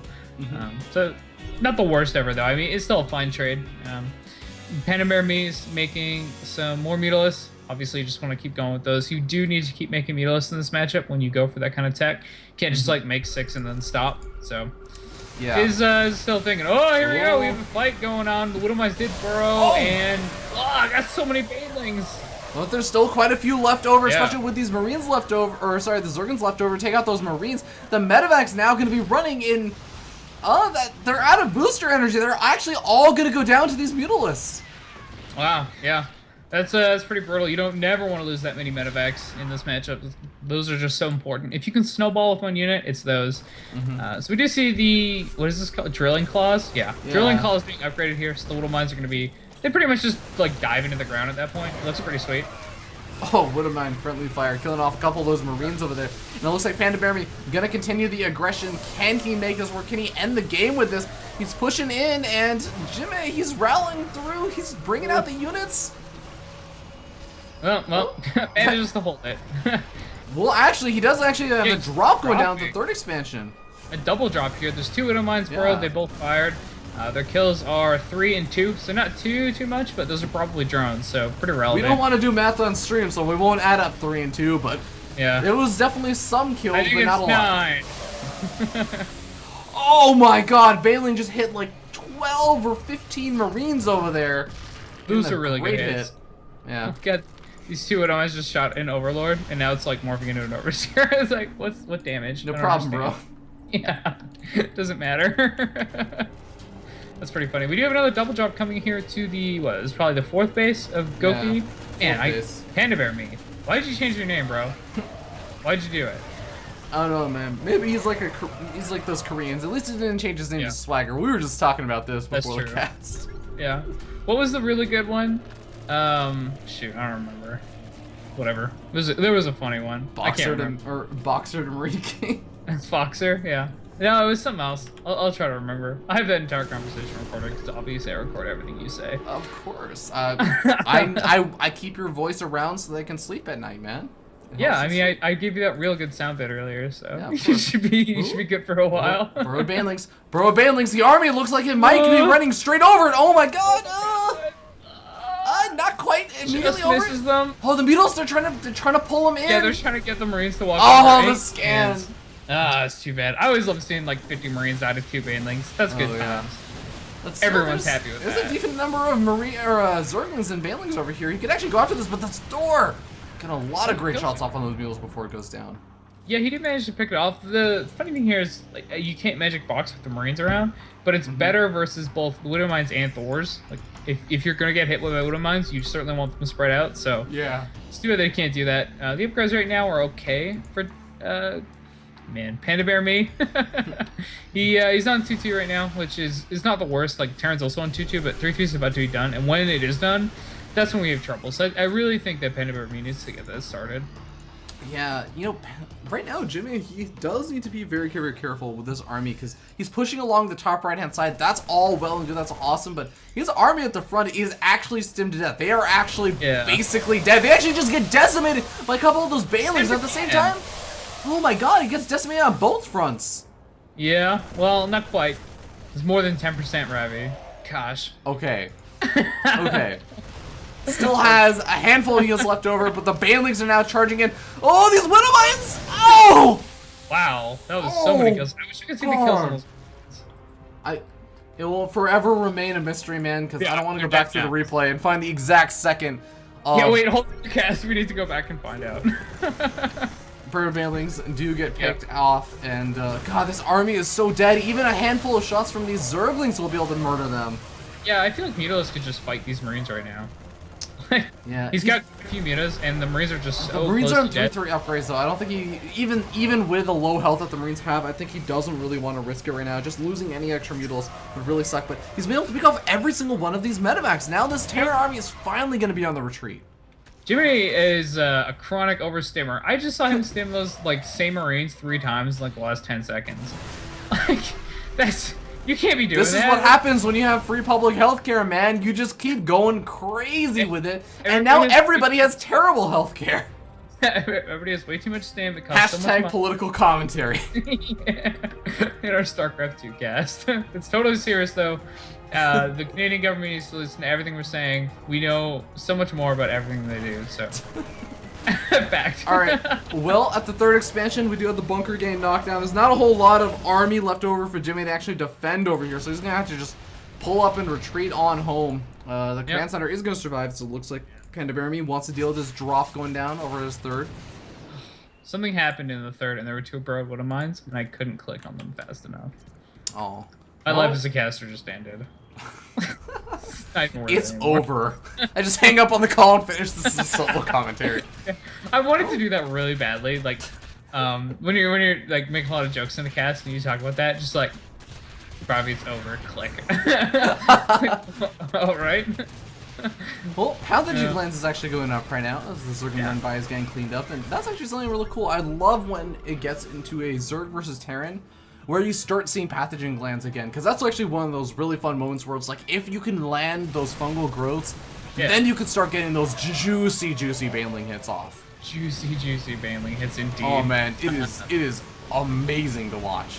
Yeah, there was a time where like infestors were the only tech choice, so we remember. That is true, man. It's been a while though. It's been a while. That Widow Mine just killed like 5 Marines and a Zergling. It was like, Marines, I hate you. Kill you all. Oh yeah, I'm gonna mask it by attacking this Zergling, but really I'm going. Yeah, right. It's like, this is the only way I can defect. Yeah. So you see a bit of a drop coming up here to the what should have been the 3rd of. Oh no, this was the 3rd of PandaBear guy. So. But also at the 4th expansion, there is another drop going down. That one actually may look like it's gonna be able to kill off this hatchery. The Zerglings are trying to charge in. The drones are gonna be pulled, but those Marines are focused far down on that hatchery. They get it and they get out of there. Dead hatch is so dead. Look at the workers killed right now. 35 workers killed for Jimmy and 19 for PandaBear guy. So this has been a bit of a scrapper, that's for sure. Like a lot of these SCVs are also in the yellow/orange health. So, well, you just looking at them, you know, there's been a lot of terror for these SCVs. Poor SCVs. They just came here to mine. Like, yeah, it's a new colony. No worries, bro. It's probably safe, right? Probably all dying. No, not with all the mutals coming in as well as the Zerglings. Oh god, a medevac drop actually lifting up and retreating to, I want to say to safety, because to be entirely honest, if the entire army is over your 3rd, the one place that's safe is their natural expansion. It's true. That is actually the safest place to be as a Terran. Oh my god, those god, these Banelings! Oh! Well, it went from 19 to 40, so yeah, not a good day to be an SCV. That works out pretty well, and this natural expansion is pretty vulnerable right now, man. The Queen gets picked off. Also, the 3rd expansion getting a juicy number of these drones. Oh god, only drones in this one Queen able to defend. The medevac does get picked off, though. Yeah, when Mitos tried to fight the drop in the natural, didn't go very well. Oh, there's a drop in the main now, too? He's picking up the Queen in the main. Jeez. I told you! Jimmy loves his drops, man. He goes crazy with these things. He's gonna be able to clean up that drop at the 3rd. Eventually? 24 to 35. Oh my god. These Marines are still killing drones at the 3rd. They're in a choke. Oh my god, they're gonna win this fight. They're gonna kill off every single one of these drones. Wow. So 66 drones killed. That's a lot. Just so you guys know. 48 SCVs killed, and there's actually... Yeah. Oh my god, this Some is links Zerg run by... Yeah. Wow, this game is intense, man. Oh no, the Zerglings are gonna try to get the Widow Mines. Doesn't quite work. The Widow Mines have to burrow away from the third, though. Not really doing much. Oh my god, that's awesome. Burrows the links. Jimmy should know this, but like, that's still Yeah. so fun. He's gonna force out the scan, man. Yep, you might as well. Hey, unburrows the link. Wow, one gets away. 13 health link. Ninja Zergling! Ninja Zergling. Oh man, he's gonna wait until Jimmy's army is moved out across the map, and he's just gonna unburrow that and start going after. There's 2 banelings burrowed between Where? the natural and the 3rd expansion. Oh my god. Oh! No, PandaBearMe, No. he didn't notice. He could have got him. Well, there's more coming back. There's one. All right. Oh, They're just oh, sitting here. I don't know if it's worth it yet. Should just wait. Gotta be patient with both banelings. Hopefully you can pull out some Marines. Okay, that was a pretty good hit. That was a pretty good hit. Good. I was gonna say you should pull in some Marines with these Zerglings by attacking it. Yep. Did exactly that. Got a bunch. Oh my god, So it looks like- PandaBearMe. He has so Yeah, many mutals left over. He Yeah, still has what 21 mutalists. He's just not losing them. This is what you want to do as a Zergling. You trade your Zerglings and banelings for the Terran units and just keep your mutas.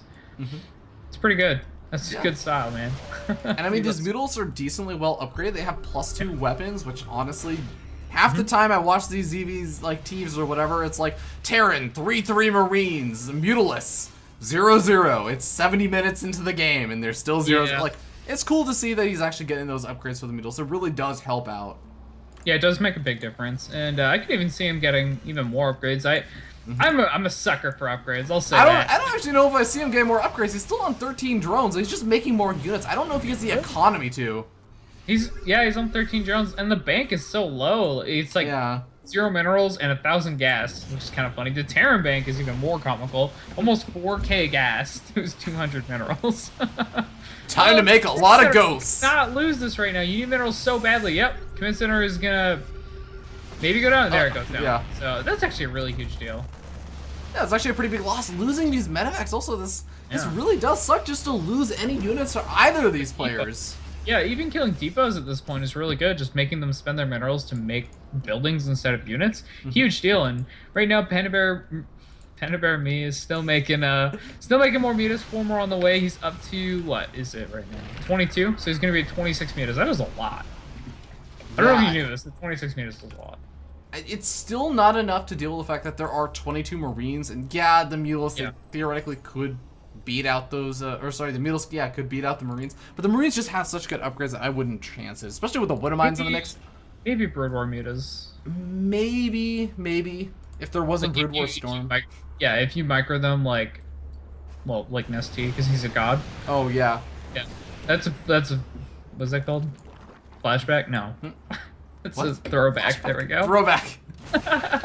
That's There a you throwback. go. Well, Got it. Mutals are trying to get some pickoffs over here. I like the fact that PandaBearMe is just being very active with these Mutals, and even when he's not really able to find those targets, he's still looking for them. He still just tries to get a little bit, like a barely 1 or 2 shots off on those Widow Mines, but he's not risking losing Mutals to do so. He's now killing off creep tumors that are blocking his expansion. Yeah, I was gonna say you put a creep tumor in the way of his expansion. You need to go kill it off. That was pretty funny. But yeah, I think the way he wins this is just getting so much value out of the mutas that like eventually he just has too much for his opponent. Part of that though is going to be getting a base. Like he just needs an expansion right now. I mean, Jimmy is mining right now. That's the big problem, right? Is that Jimmy has 28 SCVs. Yeah. He's actually mining. This has got mules. Yeah, we have PandaBearMe just being like, okay, well, I have 12 drones, because I had 13 drones, but I needed to make a hatchery, which I was launching. Oh! How many died? Oh! How many died? Lost. Okay, he only lost 4. Yeah, he lost 4 mutalists with that, and his overseer. Oh that my was a bit of an overextension. He'd kill like 3 Widow Mines, but that's not worth it. He's lost 31 obviously. mutals this game. That is insane. He's had pretty good retention, man. Amazingly enough, he's been able to keep them alive for a lot of this game. He needs another overseer. Okay, now he's got another overseer. I was gonna say, like, he just didn't seem to be making one, but he does have it. This is actually a decent army, like, good amount of links with almost a full 3 rows of banelings. Was that, like, 24? It's 3 rows? Yeah. Or 8. Man, I'm good at that. There you go. Math on James stream, just told me man. to never math on stream. I'll do it anyway. There are 2 Zerglings picking away at those supply depots in the natural expansion. Oh, yeah? It's actually like pull this entire Marina army from the main base down. It was like, no, stop it! Die, That's where we put our bread. You gotta repair the depot, he's gonna lose it. I'm gonna zoom in on this. I know you guys can see my camera, but it's He is. Oh my god, a great Widowmine shot goes off on all of the Mutals. All of them reduced down to the yellow health, now down to the orange health. Oh man. 23 Mutas still? So he's not lost too many, but he's certainly lost a few. They'll regenerate the health, and the thing is, he just managed to clean up a large portion of the army for Jimmy, so as long as he just keeps those Mutals away from any Widowmine shots for a little bit longer, he's going to be in a good position, but the Marines now coming over to the natural expansion, they're going to be able to pick that off. Killing another base and more drones, putting his drone count down to a measly 12. That's again sad. Just going back to 12 over and over and over again. So you can have 12 drones. That's all. Oh no, but those drones are full. You can't do that, Jimmy. No. Did Jimmy just lose his chance? Okay, he still is mining. He still has 35 Marines. He doesn't have any medevacs though. He has 0 medevacs out on the field. If he stims, he's actually just gonna. If he stims, it's actually just gonna be like, okay, let me pretend like there are banelings nearby me that exploded. That didn't quite kill off my Marine, but they did some pretty substantial damage. That's what it's gonna be like if he stims. Well, actually, banelings don't one-shot Marines if they don't get healed after they stim. Like if they have good I think they have 3. Well, yeah, they have 3 weapons. 3 volatile burst. It's 47 burst light. Yeah. Whew, that's a lot. They've already stimmed once. 2 medevacs gonna be popping out soon. But the Mutals are coming around. Oh my god, those Mutals could... Imagine if those Mutals intercept the medevacs. Or this command center, which is also a huge shield. Oh. He doesn't lose it. Okay. That would have been terrible. Oh. But yeah, he's gonna just fight this number of Marines. He's loses like a Muta to kill them. That's worth Lost it. 1 Mutalist, could lose a second. He loses a second. Still definitely worth it. Kill! Widowmine shots. God! Jimmy just burrows these Widowmines in like the most inconvenient locations possible. Yeah. Oh, he's going for this turret now. Zergling run over by the 3rd expansion, kills off a lot of those SCVs, and is just taking advantage of the fact that he's pulling all these Marines over to the right-hand side of the map to deal with the Mutalists. I really like how he's doing this, just pulling units around, trying to get as much as he can out of his Mutalists. Obviously did lose like 3 right there, so that's a little more than you want to be losing, but it's still okay. Through this, he has made a couple more drones. Now it's 17, so you know, there's a bit of an economy now for PandaBearMe, so that's pretty relevant. Also making a lot of banelings right now. Wow, it's gonna be up to okay, only 10. That's still a lot. This is crazy though, Brandon, because really, PandaBearMe is just saying I could make drones right now, but I'm gonna make units instead, and I'm not even really faulting him for it because you think about like. Jimmy does actually kind of have a scary army in a direct engagement. If it's just straight up full army versus full army, they could still very easily go in the favor of Jimmy if PandaBearMe doesn't actually have those banelings available and ready to defend. Oh my god, he might pick up this command center. Oh, that Muta dies. That's actually pretty big. Now he's losing actually quite a few Mutas now, down to 14. So I lost about 10 down through all these engagements. Obviously, he's been making. Repair the command center. Is he gonna die? Okay, SCV comes in. Okay, no, he's not gonna die. They got down something like else 200. died though. So yeah, someone else died. I think it was a depot. Oh, drop coming in over to the only mining base of PandaBearMe. All these things trying to fight. Oh my god, that Marine! Trying to fight 1 Marine and it lived. that was pretty funny. Oh my god! Did you see the drone come and finish it off? Yeah, every single drone that dies though for PandaBearMe is pretty painful right now. Lost 2 there. Yeah. It's losing 2 drones there is like a 1/7 of his economy. 3 medevac. Oh no. Yeah, the Mutas just like flew over and there's like a random full medevac just flying around. Like, yeah, we'll eat that. And you're dead. Yeah, and you're dead. Ooh, there's burrow banelings right there. Oh. I like burrow banelings. Those are exciting. Is he gonna fall over? Is he gonna get pulled in? I really wanted to burrow some banelings that like the next expansion Karen's gonna take. Transfer all your SCVs. That's playing the long game, man. That's playing the long game. You get the SCV transfer. Yeah.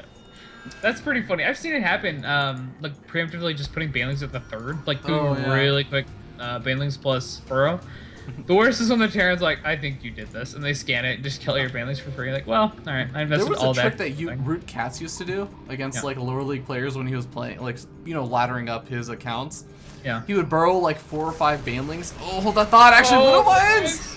Going off on just the Zerglings, actually. The Thor is nicely microed over there, and actually, He might be able to push back these mules. Holy crap, how did Jimmy just do that? Well, Thor's are pretty good. Oh, what am I? No! Run away.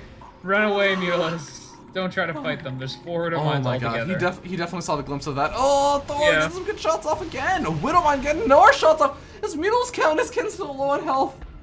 Yeah, he's at 10 mutas now, so not the worst. He's making 4 more, so they're going to be back up to 14. But, God, they're all so red. I know they regen faster, but it's still going to take a little while. Like, Yeah, he's they lost a don't lot of them sell. also. Like, you think about this. Yeah. There were like a solid 20 or so mules not that long ago, like a minute or so ago. And now there's just 10. He's Wow. lost like half of them. That's a lot of mutas to lose. They cost a lot of minerals, which is actually... Well, it's not the limiting factor at all anymore. He's got no gas either. Yeah. Okay, they cost a lot of resources, which happens to be the limiting factor of this. He actually still has 480 gas left in his main base. Oh, yeah, he's just... PandaBearMe is. Yeah. That'd be pretty good to get that mine, but I don't think he's got enough drones. Like, he's still in 16 Yeah. drones. That's This the is main so weird. limiting factor, I've right? never seen a Zerg just never make drones. Yeah, I know, right? It's like, you'd think that it was in their blood, but I think that Yeah. he's just really afraid of losing to a big push out or some kind of like drop harassment, which, to be entirely honest, is it's a pretty legit concern considering how aggressive Jimmy's been this game. The thing is, I think Jimmy is playing under the assumption that he is making drones and like isn't pushing out because he's like, oh, Yeah. well, his mules are here. He must have a huge army at home as well because he's been making drones for a while, and then he was able to make all the lings. That's not what's happening. Jimmy's Yeah, staying it's at home not. for no reason. He's up like 50. Well, no, he's up even more. He's up by 70 supply. Yeah, this is actually getting a little bit insane. Widowmine's going off on top of the Banelings, but the Banelings are actually taking out the Widowmines there.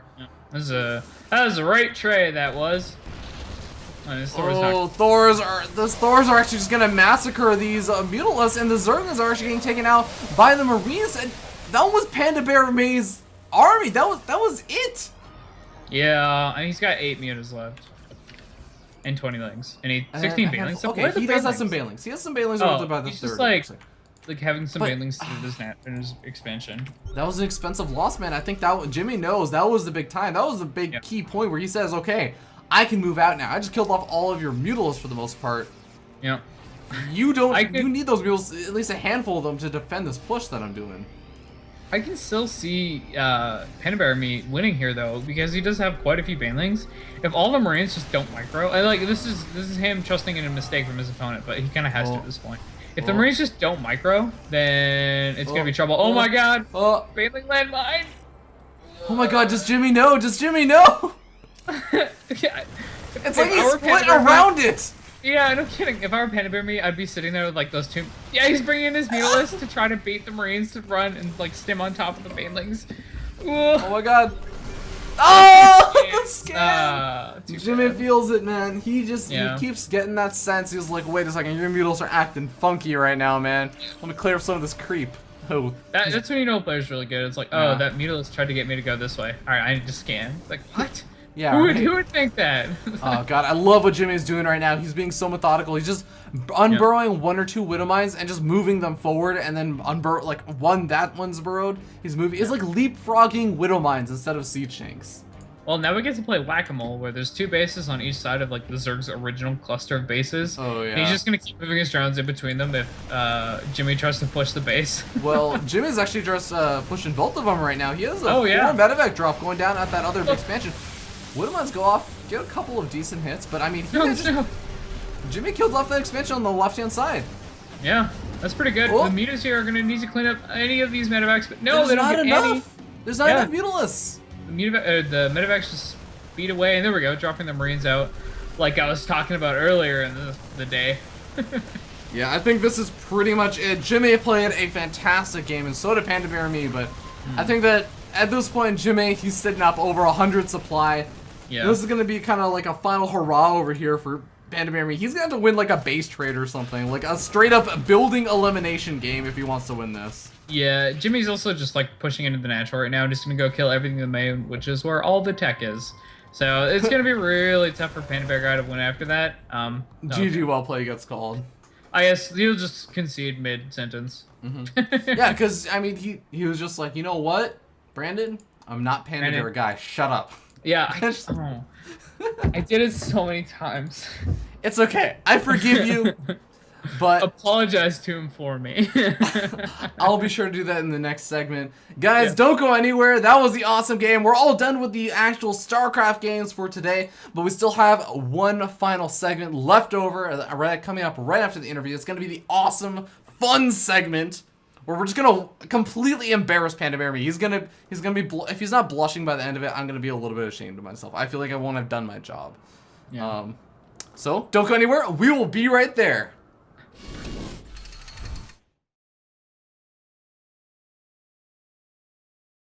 Alright, welcome back, ladies and gentlemen, for the final interview segment. My name is Fear Dragon. Once again, I'm joined here by PandaBearMe. PandaBearMe, it's been a long day in terms of the games, the interviews, and everything that have, of course, all happened today. All of it. All of Just it. now. Just right now, including all the games. You actually sat there and patiently waited. We stopped and I queued up. You changed your shirt for the analysis segments, and then changed back for the interview segments. I'm gonna go try hard. I'm gonna wear this shirt. Don't say that.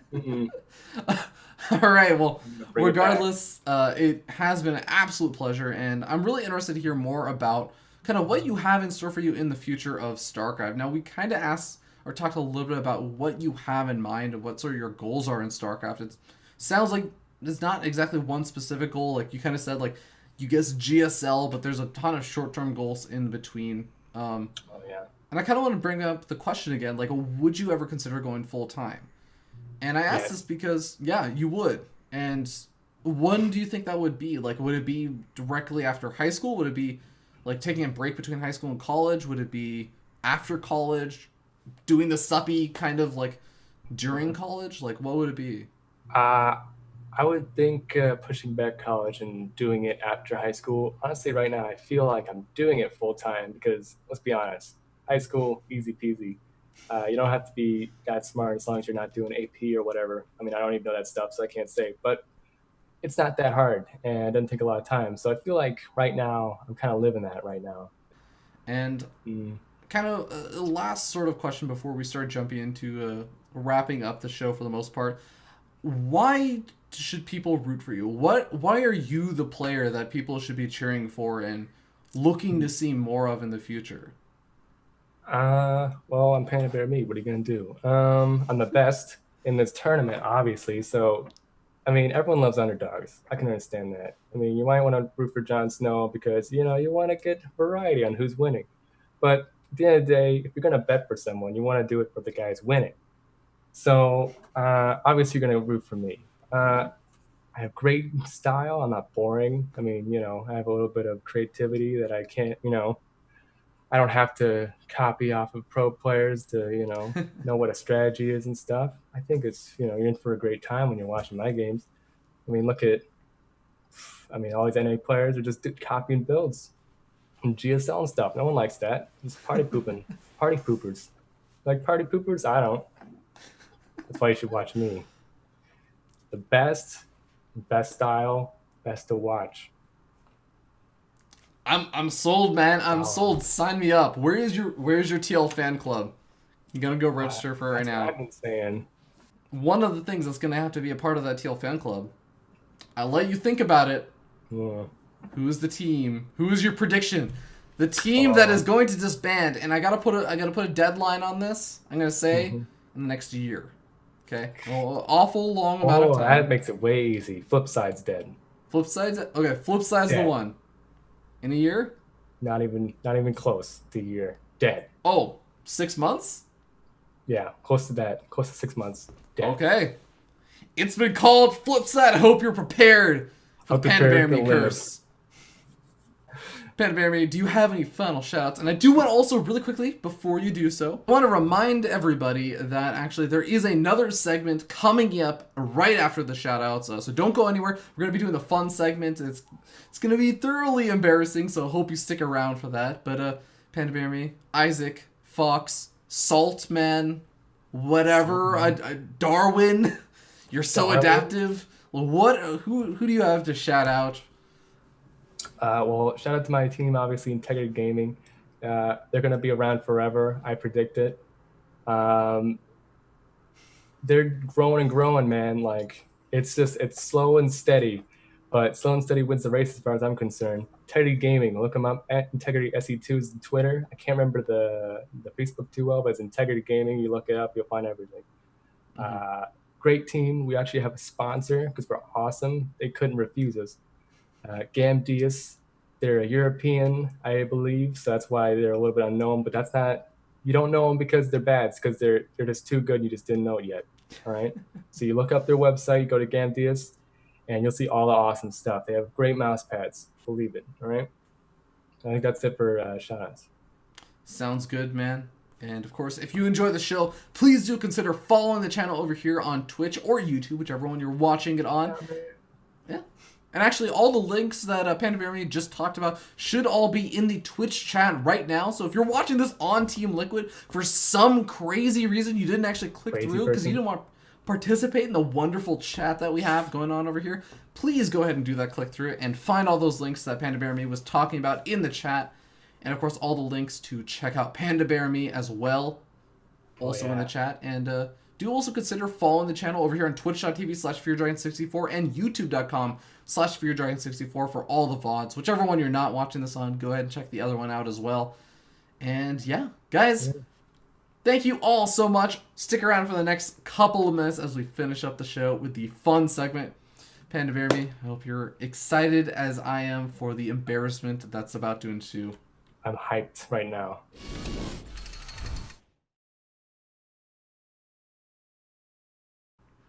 Hello everyone, welcome to the fun segment, also known as Let's Embarrass the Hell Out of Some Players. I'm joined here by PandaBearMe, who, you know, is fake sitting right now because he's gonna be on his feet right now. For those of you who don't know, actually, because I haven't actually talked about it at all, I think, throughout the entire episode, the embarrassing segment is where we make players do a unit impersonation for 30 seconds.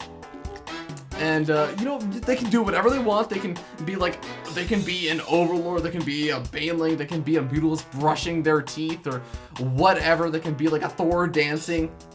And let the players pick, right? We're not allowing them to do anything stupid like, oh, I'm a DT, and they just like walk out of the room or something. But we had some really awesome ones, and PandaBearMe, he's gotta rest up a little bit. That's why he's a little bit lower on the camera, so we'll forgive him on the bad camera angles for right now. It's leg day. Yeah, exactly. But you're gonna use those legs right now, right? Because you've already chosen what you want to be, and what is it? I'm gonna be an Overlord, and then it's gonna be Overlord dancing, and then gonna transform into Overseer. I've got 2 units. Come at me, people. Right. Well, Evolution. It's Avatar all over again. It's adaptive. Evolution, acquire essence from Britney Spears. Whoa. She would wish she had these dance moves. Oh, this blanket of course. actually very important. You people wonder. All right, man. Well, you've just like insulted Britney Spears. You said you have better dance moves than her. You got to show it now, man. Let's go ahead and do this. Doing my dance.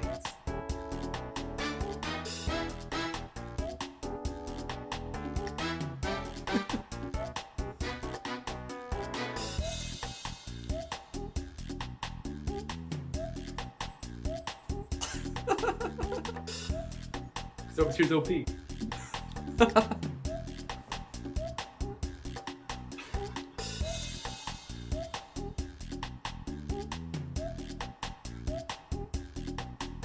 Dropping changelings.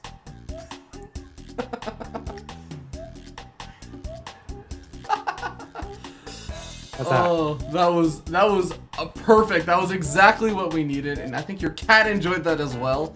Heard the last end of that, so thank you so much. And I'm so glad you put the time into it, man. You thought about like, well, the Overlord will eventually turn into an Overseer, and then it'll start dropping changelings, and it moves it moves at this particular speed. I'm sure that you moved exactly, you know, whatever, like 2.78 times faster. I looked at the move speed, and that's basically it. Of course, man. Of course. Thank you so much. That changeling was a buddy of mine idea. I gotta give credit to that. That changeling was like brilliant. I had to do that. Pick up my cat. You see that? Was it in the shot? That was amazing. Yeah. That was perfect, man. Well, thank you so much for that. I hope everyone had a wonderful time and enjoyed that. We will see you guys on Saturday, actually, with the next player. So don't go anywhere. No, you can actually go wherever the heck you want. The show is now over. But thank you all so much for tuning in. We'll see you guys on Saturday. Have a wonderful night.